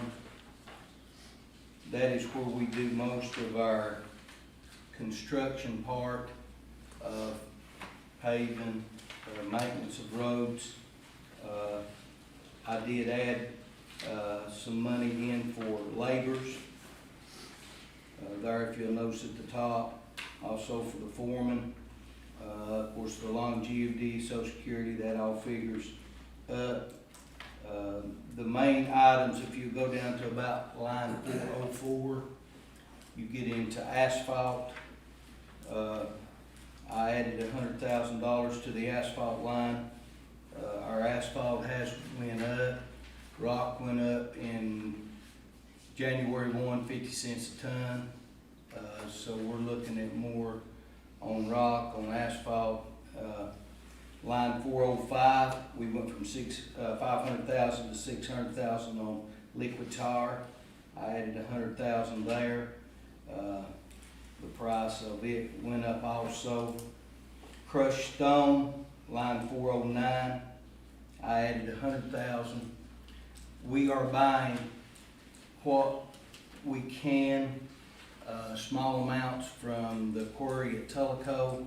They did not bid in November, so therefore we're tied to what we can buy from them, but they cannot supply what we need, okay? When we start chipping first of the month, they can't keep up with what we're doing. So, guys, we don't have a choice. We have to go back to Vulcan. They can meet the demand of what we need. We are using the other quarry for us putting in tiles and items like that. The big items, we can't do that. We can't sit and wait on rock to be crushed to put down. Your 62,000 account, guys, that's where the most money has been added to the budget, because that's the main items. Our tile have went up, our rock went up, your asphalt went up, rock went up. So we don't have a choice but to try to add back to what we're gonna do. We're paying, for our rock we chip with now, we're paying $18.30 a ton. Okay, we were paying 14. So in the last 2 years, we went up $4. Crusher run, we're getting for 15 a quarter. Your rip wrap, which is your surge, is $19.25 a ton now. So when we pull in there and get a tandem load of rock, we're talking $400 and something every time that we pull in, okay? I think I told you all last year, probably $80,000 to $100,000 to pay the mile. And we're still probably bumping closer to 100 now by the time we stripe it and shoulder it. Asphalt is running anywhere from $61 a ton to $82 a ton, depending on the type of mix we use. With the money we have here that we're using, we're paving. And understand, we've got about 766 mile of road. So you're talking nearly 800 mile of road, and we're only being able to pave 12 to 15 mile a year. Okay? You're probably gonna start getting an earful in about a month, because we're gonna start chipping some of these asphalt roads. We don't have a choice. The money's not there to pave, so we can go about 3 or 4 times further when we chip. So some of these asphalt roads are gonna be chipped. We have no choice. We can't even get the main roads paved, guys. When you talk about state aid roads, you're talking places like Bald Clay, Niles Ferry, Povo, 068, Sands, Corn Tassel, Fairview. When you talk Coca Creek, you're talking Hot Water and places like that, Epperson, which are just the main roads. We're so far behind on paving, okay? It's not even funny, okay? We're keeping our head above the water, and that's just about it, because everything is so high. So you understand what we're doing. We did complete a bridge. We got a bridge complete on Povo, fixing to start another bridge on Povo. It bids May the 4th. So that will finish all of our bridges that are under the poor category. and that will get them up to get that off the list. We don't control that, the state inspects those every 2 years, okay? And they give us a record of what we do, and we have to give an account of the bridges. We have roughly 73, 74 bridges in the county that are inspected every 2 years by TDOT. Anything that's 20 foot and above, TDOT inspects them. So we go by their standards, by their guidelines on that. 62,000 account shows probably $411,501, I believe, close to that. Courtney may have added some more to that, but Yeah. it may be a little different than what I'm looking at. It just totals 419 with Okay. the benefits. Yeah, okay. Any questions on this account? How many laborers you got, Steve? I have 3 part-time right now. I have 20 full-time. I have 5 in the shop. Is it 5 in the shop, sir? 5, In the shop. that's counting the foreman. If you figure up per mile what we take care of and by what's in the budget thereabout, you're talking about, we get about $8,655 per mile. That's about what it figures. What's state average, do you know? I don't know, but that's what we're looking at. And when you start paving $80,000 for a mile and you average it out, and we're down to about 10 to 15 mile of gravel road. We're way down on that. We've chipped some of those in the past 6 or 8 years, so we don't have very much gravel left. Only gravel we have is in the mountains, and what we have to do is a courtesy. It seems like courtesy's getting more and more. Home health, guys, whether you realize it or not, when home health can't get in, they're knocking on our door, okay? Went and looked at one today. And it's not just Sweetwater, but it's every home health in the area. When these nurses can't get in, these people build high on the mountain to get away from everybody, and then when they have to have home health, then they don't have the money to fix their road. So just to understand, that falls under the category that we try to take care of too. That's where the county's failed and having some sort of codes or something, people just throwing stuff up everywhere. Yeah. I mean, the county, Yeah. And that's what we get into. And you have the gravel roads where you've got your school buses run or the mail route runs, and if they can't get to the mailbox or they can't get in to get the kids, they call. So we're having to take care of that, okay? And on Von Moore's end, you've got all those bad TVA tiles that are failing. Yeah. And the first person they call is Steve, but Steve can't do anything about it. They're state roads. A lot of those, and TDOT's having the same problem that we've had through the years. A lot of those tiles that TVA put in, they're going bad, and you're talking, depending on the length, you're talking $5,000 to $10,000 for a tile, depending on what size you put in. So they're having as much problem as we are on the tiles. So that's where we're at on 62,000, okay? Any other questions on that account? What are your plans to pay this year? Sir? What are you planning on paying this year? Right now, we have Federal, McClung, Brakeville School, out in that area. It's ready to pave. Stennett Road will be paved this year. It will be paved. Hidden Springs, Little Gudger, and we've replaced all the tiles on those, but we put it on hold. I think Stacy and them's trying to get a grant for water lines. So we're not gonna pave and then them come back in and tire the shoulders up with water lines. Griffith Branch will be paved probably this fall. Once they get the water lines in it, they're just about done with the water lines on it. And we're working on that. And a lot of it's contingent on how much money that we have, once we do these and everything, we are repaving a portion of Reynolds Road this spring. Wapaka will be paying us back for that, where they hauled all that waste in and dumped it down there and tore the road up. They're gonna repay us for the paving of the lower end where they hauled in and out, so we'll have that paid for. There. What about Kincaid Road being? Kincaid, probably, we're trying to wait, they done a study on Kincaid, now I believe maybe Richard was there that day, I don't know.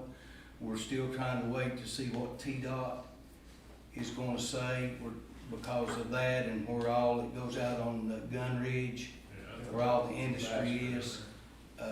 We're trying to wait to see what they're gonna do, if we're gonna get any help from TDOT. Yeah, but we contacted them because of heavy traffic, Yeah. the safety issues as well. There's a lot of traffic on that road, a lot of traffic. And they're messing up the people's yards, because when you have two transfer trucks coming through there, they're over on a yard, they're not on pavement. In our, Yeah. in our former capacity, I was working on that, but I've been We're working gonna- on it. We will probably pave, if we get the state aid money after July, there'll be a portion of Niles Ferry paved this year. And then it'll be finished on out to Bonneville probably next year. We done the far end, on Niles Ferry a few years ago. And the only reason, then we'll come back maybe on ball player Povo. Povo likes one bridge and one big tile being done, and then we'll be ready to go back and tie that in. So we're hoping this year, next year, we'll finish Niles Ferry. We only get $230-something thousand from TDOT. That's only enough for 2 miles. And that's all we get, okay? So we have a lot of state aid roads, but we don't get a lot of state aid money, okay? So, we'll pave about 2 miles of that, and then you're probably talking 10 to 12 mile out of the others that we're talking about, Chad, that we're gonna do. We had Old Loudon on the schedule to do, but it's also, probably gonna have some work done for its water lines, so we backed up on it till they get the water lines done. Creek Road, we're gonna start working on the tiles on it, but they're gonna do water lines on it. They've applied for a grant, I think, on it, so we're gonna try to stay off of them. We've done been into that before, trying to pave and then them come back and do water lines that don't do nothing but tear everything up. So we can put the tiles in and do all that, and then once they get the water lines in, we can pave. This is state, but I actually had nothing to do with the budget while you're here. Down at Charlie Hall, where all the trucks come from Sweetwater and they miss the turn to go to Bonner, is anything you can do about that, put a sign or anything? Cause they're tearing up church parking lots, the fire department's parking lot, ripped our power down 3 or 4 times, we had to put it underground. You're talking about instead of cutting back on 322? Yeah, they keep on that toward On Massville, and they Road. realize that, oh, Yeah. they turned down Eager and ripped down the power lines. We can do that. That intersection is T-Dot's, Yeah. but I can get with them to see if they won't put a sign up to do But, that. one of the citizens put a sign up there and stopped it for a while, T-Dot come through and took it down because they couldn't approve it. And you have to understand too, for us road signs guys, we can't keep road signs up. No. That's one of the worst things that we have. We have places we don't even put them back up. You can put them up this morning and they're gone by dark, so, that's an ongoing thing. Every county has that problem. We've discussed that. We went to fiberglass because they were still in the aluminum to sell the aluminum. Now, the fiberglass is higher than aluminum, so I've had to go back to buy the aluminum now, so that gives them an option. Okay? Put current. Yeah. Yeah, where you've got the corner signs for cars, the young people are just riding them down and then taking the signs, or they're shooting them all to pieces. With guns, they're using it as a target, them. We meet with TDOT again the 28th on another safety update on the safety signs. We'll probably have 4 or 5 more roads that they'll update the signs on. We started doing the main signs where the most wrecks are, and we'll meet with them next week, and they'll give us a rundown of what the next roads will be in line. Once we do that, we get a grant, it's like every 4 year, up to $250,000. And then as far as it goes, they use it, and then after that, it's ours to maintain after they put them up, so. If you'll look at 63,000 account,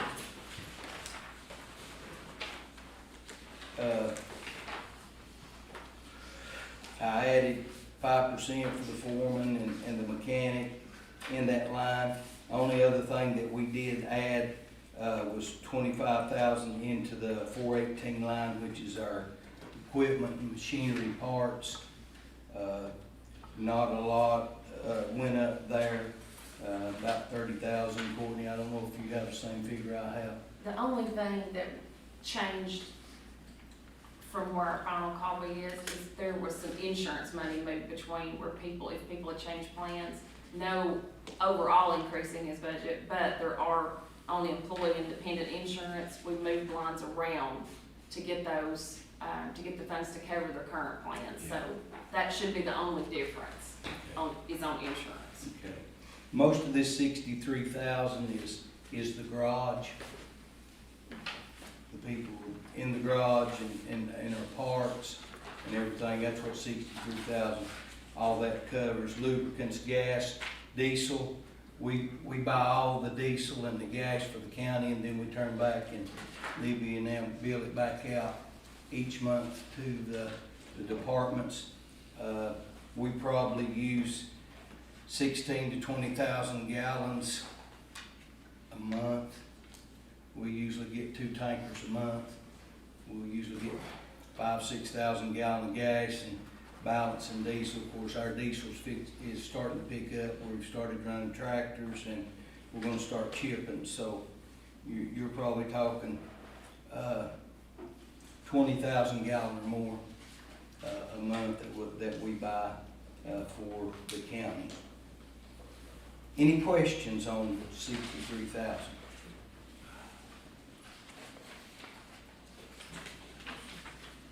Okay, the other accounts that you look at is 65,000. That's stuff that I don't control. That's part of the insurance and on the place out there and the vehicles and everything. So that's pretty well set. The only thing that Courtney and I did when we sat down, if you look under 68,000, that's capital outlay. We decreased that just a little bit. On the line for the leases, we did get 3 new dump trucks, single axles this year, so we'll pay those off in 3 years, about 90-something thousand a year, I believe. Yeah, I have made a note just on the side how much, where it says new leases, that is the 3 new dump trucks that were approved a few months ago. Right. So the lease payment is $87,000 and for principal, and then the interest is $5,000. So within what he's asking for, those dump trucks are inside that, and that's the total of current leases. And we're hoping that left enough that I can come back. I need to replace 3 or 4 more pickups, and if we do that on the lease, there's enough money we feel like in here that I can buy 3 or 4 more pickups and pay for them by the year and pay them off in 3 years. So we like another round trying to get rid of some old pickups that we need to get rid of, and that's figured into that too. So as I said, your state aid, I had 307,000. I believe they sent me a letter the other day. I only get about 237 projected, so we're close on that. Our bridge construction is about 100,000. And it takes all of that for the other bridge that we have. And I have 140,000 that is still the same for as highway equipment, things that we have to do during the year for whatever happens for us maintenance wise. Okay? So just so you know, on those items that he mentioned, the bridge construction and state aid projects, we also have that same amount budgeted in revenue. So those are the things that the state pays. So if they give him so much, or say we budgeted 307 and then they end up giving him 320, then you'll see a budget amendment, and you'll see one come through soon for some more bridge money. Yeah. So those big items like that are also on your first page of revenue as well. Steve, you want to tell them about your COVID money? Yes, we are going to get some COVID money. And I believe it has changed a little bit from what mine. Yeah, it's on page 2 at the top. It's $857,820. This COVID money, of course, we used some last year to pave some extra miles with. This year, some of you may not know, we've had a slide on Rafter, and we had to have an engineer, we've had it core drilled, and I talked to them Friday, they still don't have an estimate on that. And if we don't do something, we're gonna have to shut the road down, okay? We've done everything that we're capable of doing, so it's gonna have to go down to solid rock and come back up to the wall, and it's not something that we can do. It's something that's gonna have to be done by someone else that does that. And guys, I don't know what it's gonna cost, okay? We're looking, we're thinking somewhere towards $500,000 just for the first section. If you go over the hill, around the curve, the rest of it's starting to drop, okay? This money here that we're talking about, we're hoping that will do a lot of that damage. It may not be that much. They told me, depending on how deep they had to go to get solid rock.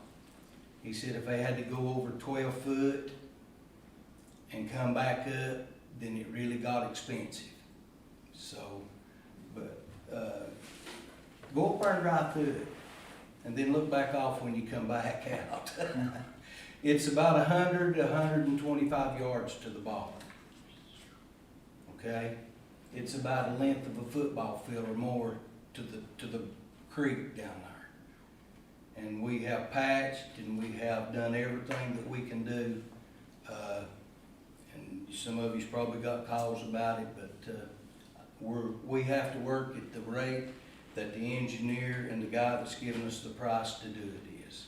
So it takes time, and you know that when we go to do that. So, what's the origination of that road, just for my curiosity? Was it an old?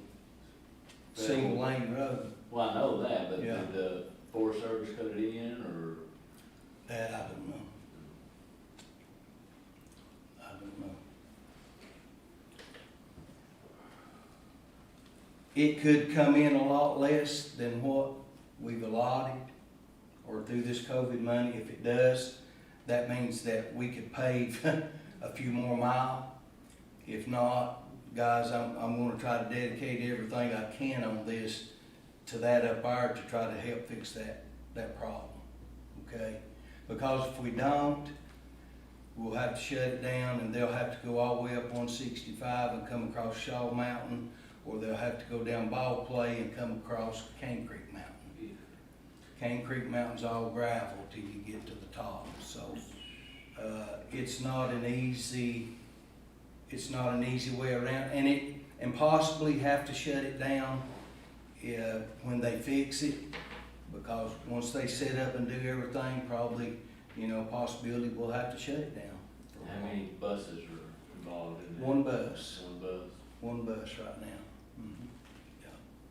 And if we can do it during the summer, and I think the money won't come in till July. We're hoping that it July. all Yeah. comes out at the right time, that Yeah. it gets the report, Maybe we the can stars start will it July.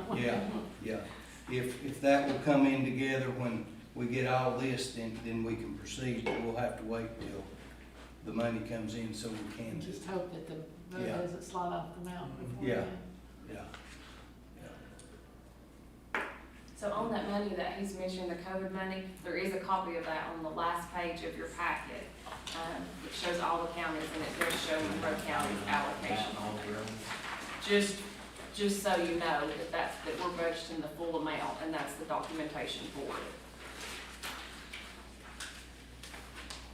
to give y'all some background on it, part of this was originally going to pay for some water lines. And when we ran into the situation that Steve's got up there, we moved the water lines over to the 9.03 million because Stacy could do water lines. We could do water lines out of that. So part of that is going to do the water lines. And we took all of the money off of the COVID grant that we could use for capital expenditures and flipped it over to the highway department to be able to fix the Rafter Road. And all of this is things that we've been working on, you know, because you can't use it for just anything. You can use it for water lines, you can use it for first responders right now, and that's about it. So, the COVID money is going to enable us to be able to fix that, we hope, without it being a county expenditure. So 800,000 is coming out of the 9 million. Yes, it's a COVID grant by itself for $857,850. That's one grant. There's about, I don't know if it's come in yet or not, there's about 160-something thousand that were due back from FEMA. Not yet. It hadn't come back yet where we had the floods last spring. It's promised, but it's not here, so we've got all the paperwork done. We're just waiting on them to tell us if we're gonna get it or how much we'll get. It's supposed to be about 160,000. And when we've made this, I just had the estimate at 141, but it is on the revenue sheet. So we do have that listed on there, and it was from the April 2020 flood. It's almost at the bottom of your revenue on your first page.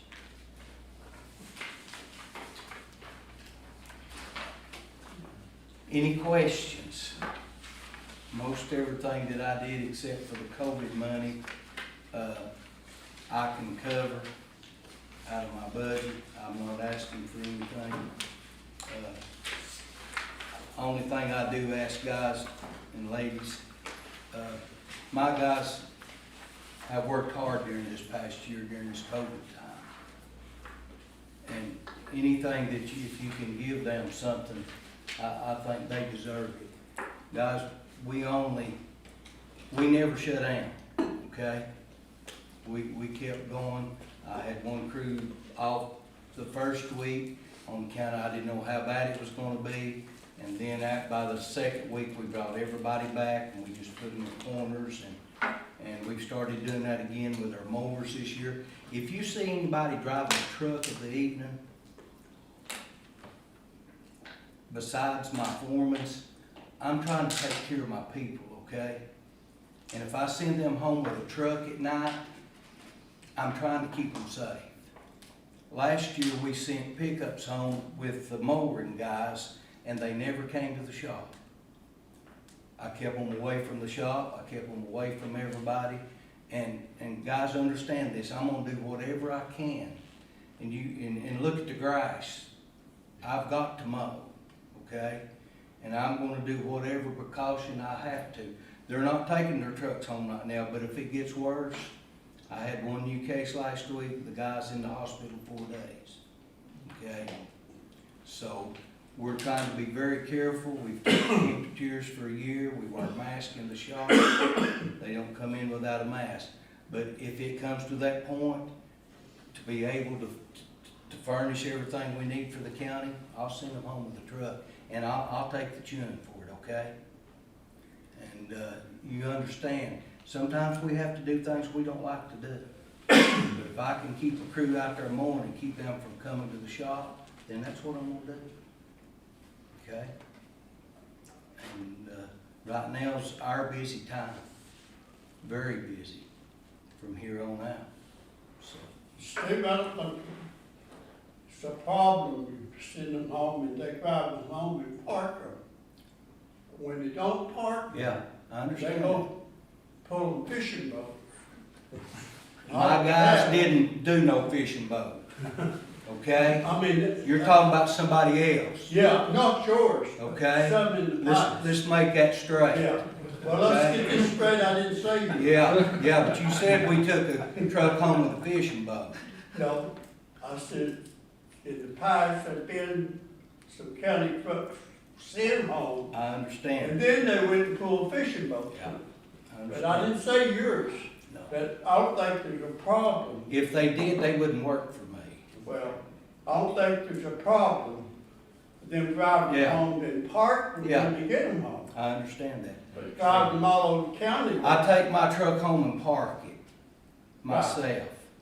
My truck's out here tonight, but I'm on county business. When I go home, I park my truck, and I don't drive it nowhere else.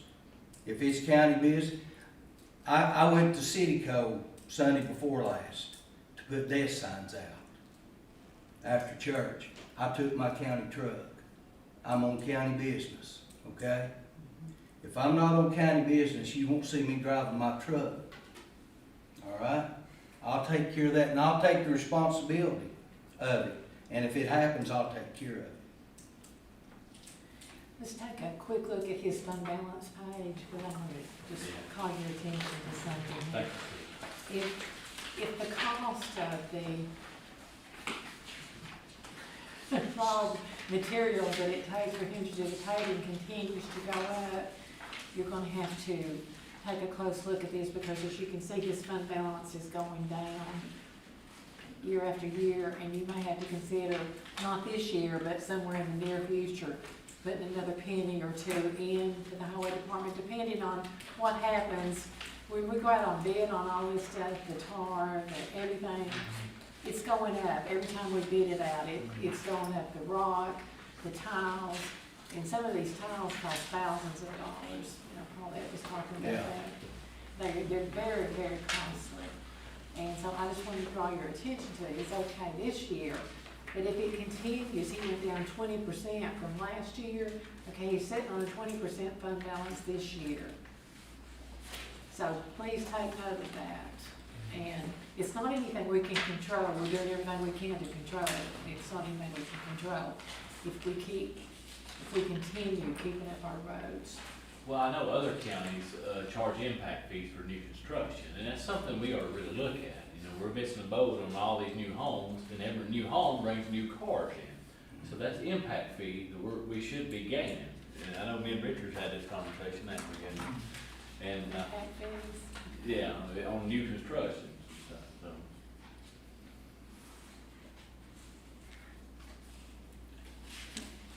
so. Any other questions?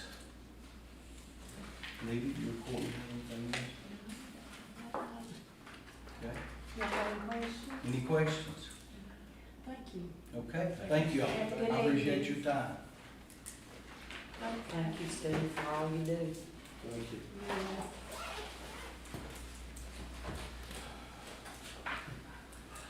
Great time. Okay, let's, But we got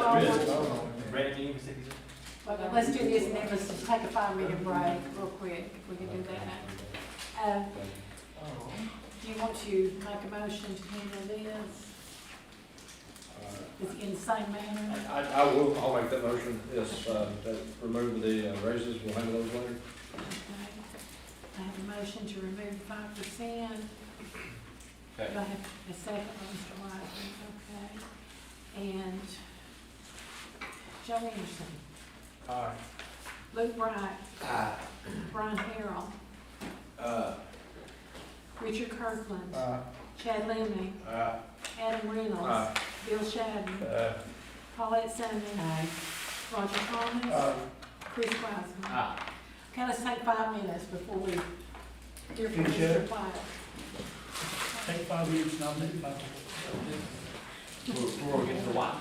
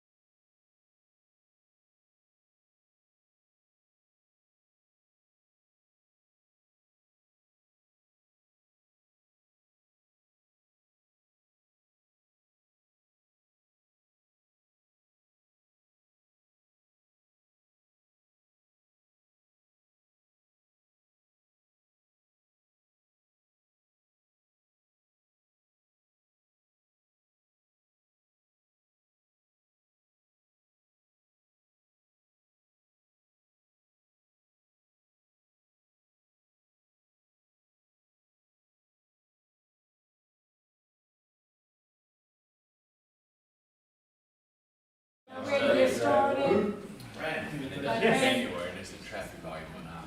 I thought we got rid of you last 2 years. Hey, me? Well, they want to see their lowest month. They gonna come back. You were wishing, weren't you? Both of us. I see you ain't working, right? I thought he meant me, Randy. That's all right, when you get ready to vote on this 500,000, I do. Give me rumors, Okay, you all asked, Randy to come back with some different numbers, and so, Courtney worked her magic for him. Yes, she did. She made a believer out of Randy. Yeah, I told her she's money, best friend.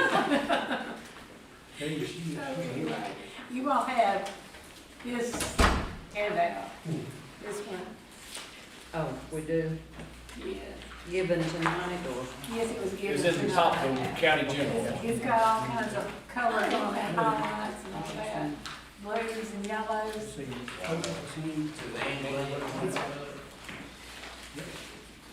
It was kind of laying on top of all your folders and stuff, this afternoon. just a tad.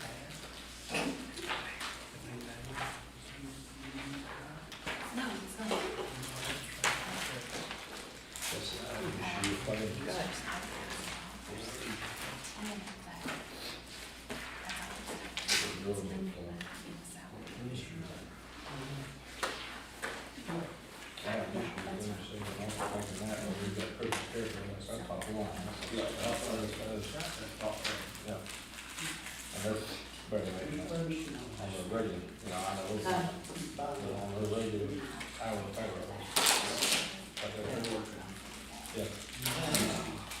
It was there. Just look the same thing. Unsafe environment. Yeah.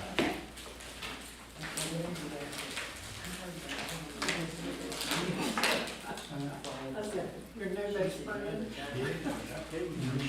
I told him, I said, I spent days doing it, she didn't say it. 10 minutes, baby. All you need is a good woman. I'm, hey, I patient every way around here. You told me to no more I told her, I said, I'm never doing that. And I sat down and worked on this budget, and that day did math. And took it over there with her, and I said, 5 minutes, she had it all figured out. I was like, you gotta be kidding me. It was really funny. He was I funny. did it the hard way, I'm doing whole. I guess we're not money. Okay. All right, well, guys, like I say, the initial request that we had when it came in was for the 40 employees for Sweetwater, and to give all the employees a raise to get, or actually raise our salary rates up, to be able to attract other people to come.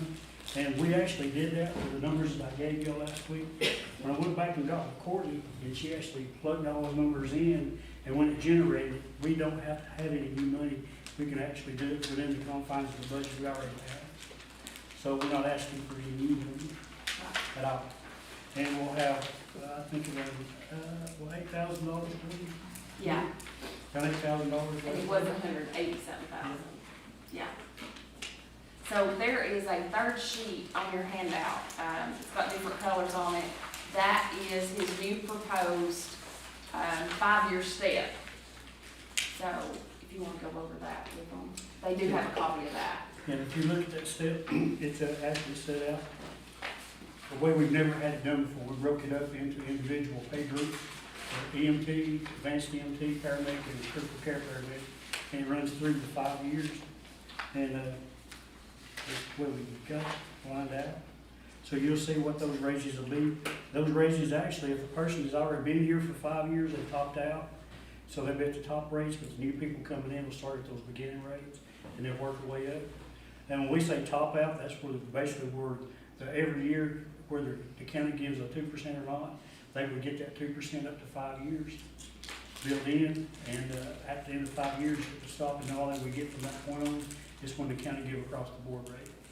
So you basically in 5 years, you're encouraging them to get to that paramedic training. Yes. You're encouraging them to get to that next. And that's the thing about with this, if you look at the difference between the pay, before the pay, the difference in the pay wasn't there to really incentivize them to going on to get any higher education. So if you look at it now, between your EMT and your AMT, you're looking at probably, $7,000 increase. And then between your AMT, your paramedics, about a 3, and then you go for about a 4 for for your paramedic, and for paramedic and critical care, it is a little over $1,000. So it actually pays you, gives you an incentive to continue your education and to try to get better yourself. But, you know, even though, like I said, we pay for a lot of the education and stuff once they get here, if they want to go do it. They contract with us, so that puts them, indebted to us for, I think, 3 years in paramedic and 2 years for their AMT. What they do. And this will put you comparable with what AMR Yes, and all that is offered. This year brings us up around to what everybody around us is pretty much paying at this time. We're comparable rates. The only thing they're gonna have to offer that we don't have to offer is a lot of these companies now, these bigger companies are going to a 24/72 instead of 24/48. But where we kind of combat that is with their insurance. Our insurance is a whole lot better than what they offer, and it's more affordable. So it kind of offsets. And you still get longevity. Yes, we should get longevity pay. I like I mean, we don't do something wrong with our ambulance service. Yeah. I mean, I got text, or I can get text, I was shown a text from one of our paramedics that works part-time at AMR. They was texting him every day, double time plus $500 a shift, something. Yeah. It was unreal amount of money, they was trying to get him coming back to work. You know, I mean, so, wanted to do something. Yeah, I mean, we're short, I mean, it's short everywhere. You know, this problem we're having with getting employees is not unique with our county. That's what we have to understand, it's statewide, it's everywhere. Actually, if it wasn't, AMR places like that who can afford to pay those big rates, they wouldn't be begging for people to come work. And that's what they're doing. I mean, you see, they're losing money like crazy right now with their contracts because they did go into these contracts like with Blount County and places with no subsidy. So now they're losing their money. But what's going to happen is, and this is one of the things that we talked about before, is with this new law passing as of July 1, making EMS a service essential, is that the law will actually change provisions and say you may provide, it says you shall provide. Yeah, it passed. It did pass, yeah, July 1st. And what's going to happen next year, because I was talking to some of the guys during a conference up at Gatlinburg back in March, and what they told me, once that law passed, and they were a big component behind that, paying the lobbyists to get this passed. And the reason they were doing that is because of the contracts like they have in Blount County, places where they're losing all kinds of money. So next year, when they renegotiate those contracts, what they're telling me they're going to do is when they walk into those negotiations, since by law they have to provide an ambulance service, either pay them to do it, or they're going to have to put the money out to go back into it themselves, which is going to be very expensive. So what they're going to ask on the front end is that these counties pay their employee costs. So if you looked at our employee costs would be about you're looking at about $1.8 million. It's what it would cost if they came in here to contract us, that was the whole way that's the county to run it. And when you give them that money, you don't give them that back. You know, so that's basically what they did in Polk County, if you remember, just last year. They went and asked for 1.4 million, is what they asked for over there, and it was their employee cost. And of course, Polk County said, we can't do that. They wound up going with a company down in Georgia, but I think they still wound up paying around $800,000. It's not working out either. It's not working out at all, you know. I mean, state's about to come in and shut that service down a couple of times because they just can't provide the service. But all these private ambulance services, they've got to make money or they're not going to be in the business. Yeah, they got to make money. And the taxpayers are going to wind up paying for it. Mhm. They have to. We're gonna put liens on houses. But the good thing about it is, guys, like I said, with what we're doing here, you know, and I'm just gonna stand up here and paint a rosy picture and tell you we're gonna make money every year, I'm gonna break even every year. I'm not gonna tell you that because I don't know how the call volumes are gonna flow. I don't know how the collections are going to come in. It's all based on the payer groups. We have to remember the county we live in is a poverty-driven county. A lot of people here don't have money to pay their bills. And that's one of the things that affects our collections. Most of our collections come from private insurance and Medicare. That's where we're getting it from. And we're doing very well collecting. On our collection, we got our rates up. You know, like last year, we fell $35,000 short. You know, had it been for the COVID and the overtime, we would have made money last year. You know, if you go back and you take those things away, those stumbling blocks away. And this year, we're coming to the same boat. We're going to be, I think, at the end of the year, about the same place it was last year. But, you know, going forward, if we're smart in how we manage and the way we do things, I mean, we're never gonna be to the point where we're gonna be losing tons of money on the ambulance service. It's not gonna happen. And when I say tons, I'm talking $300,000-400,000. We're not gonna do that.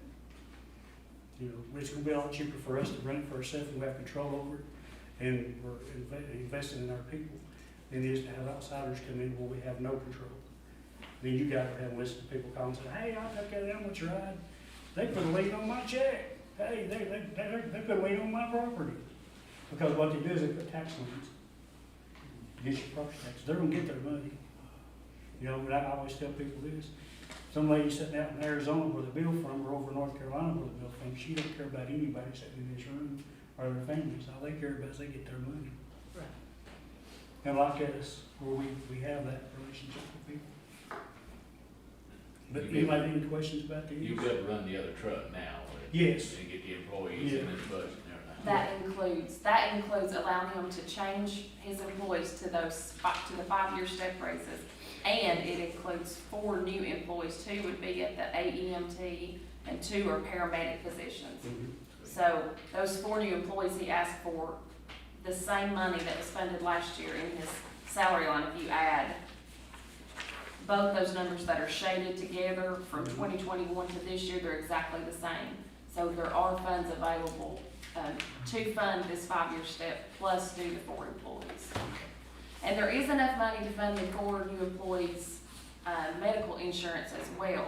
However, if throughout the year, anybody changed, like, say a few people were on a single plan and they changed to the family plan, that's the only time that you would see changes in that. And that would be towards the end of the year. So, Does the county pay for family? no, but they pay a portion of it.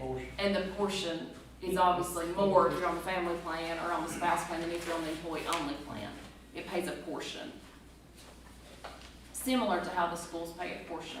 But there are deductions held out, and the bigger plan you're on, the more your deductions are held out of your check, out of your pay. Bring our guys on. Thank you. The money we spend on the new employees, will that increase the revenue coming in? What do you mean? The new truck. The new truck, yes. Run more dollars, make more money. Well, yeah, what it is, Luke, it's like, we was talking a while ago, when I was talking to Chad, we had a call, ambulances are all busy the other night. We didn't have a truck in the county to run a call, we had to have priority come in, they run a call up in Cinco. Of course, I've caught Hades over that just a little bit. And they went up there and got this lady who's always she's went to UT forever. They wouldn't take her to UT, they took her to Sweetwater and left her. Well, after she got there, she had a hard time getting transferred. Like, yeah, you couldn't, I mean, you know, the thing about this, that's what I was telling them, you know, when we get you to the hospital, maybe, the hospital maybe they're trying to get you out there and get you somewhere else, but just because they're trying to get you out, don't mean there's a bed for you to go to. Until they get a bed, you're not going anywhere. And then sometimes when you get a bed, if we don't have a truck to take you, you're gonna have to wait till I get somebody to get there to get you.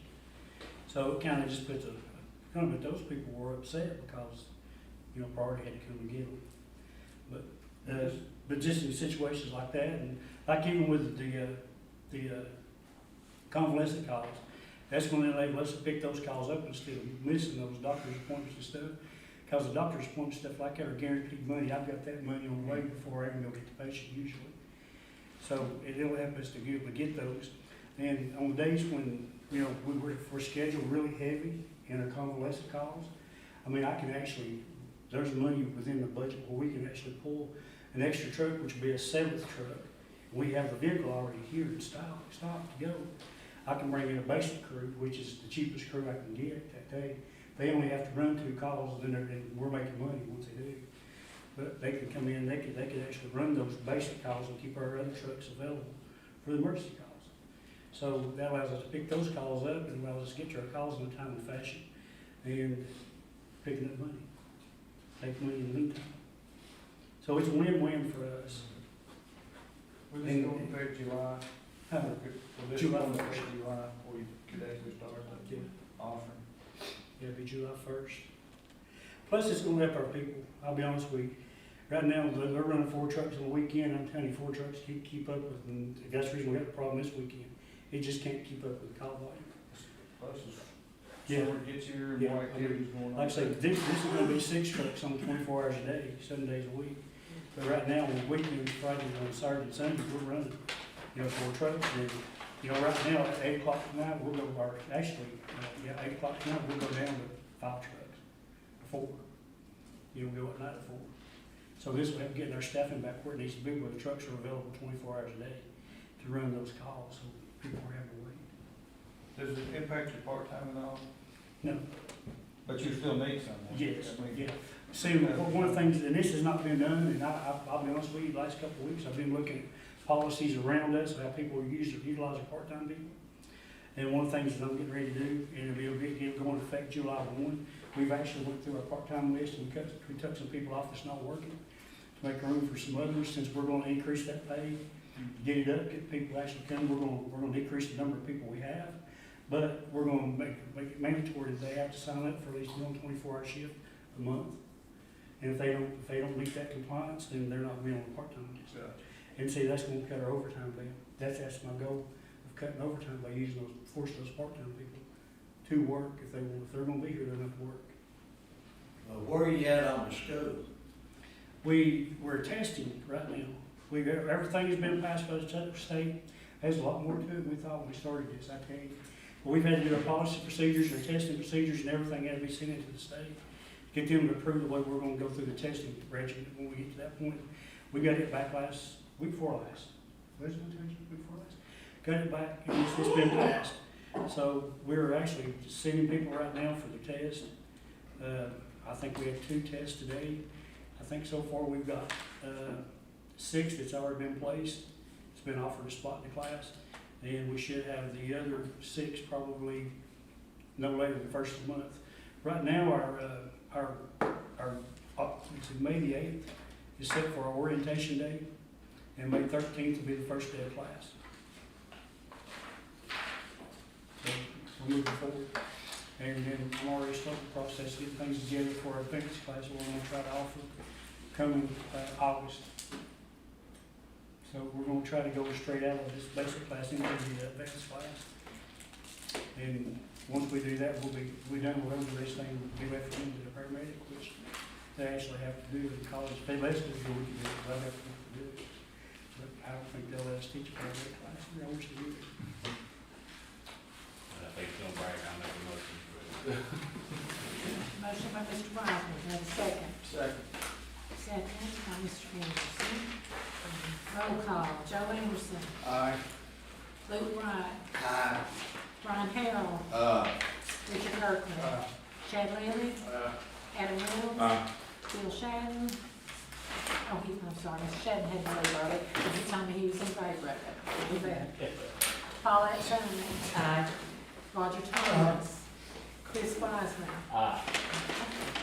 And just so you know, we have budgeted 3.1 million in revenue on the ambulance, so just to, so that you have an idea of the kind of revenue that comes in. It is over $3 million that comes in.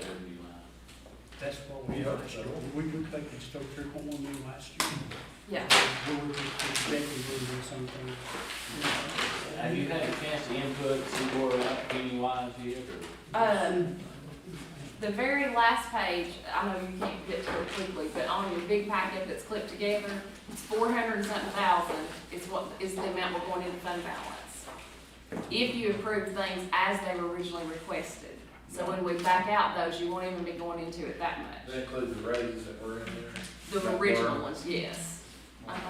So that just comes out of fund balance, not your tax increase right now. Right.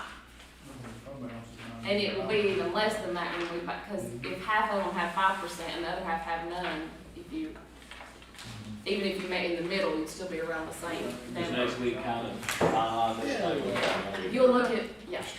Oh, I was just gonna say, we're gonna try to wrap it up next week. Maybe a long night, y'all want sandwiches? Yes. Okay. 5 o'clock. 5 o'clock Monday Bring your night. packets. Yes, that packet, that's what we will go over, all of 101. Some of them, I don't know how many or if all of them will be here, but it'll be all of the mayor's departments plus the elected officials. And then I'll also give you another updated fund balance with all the raises taken out and an estimate on the percentages of what, if you want to consider, I'll have the numbers for you on the cost of those overall. Sounds good. See, y'all, that's what-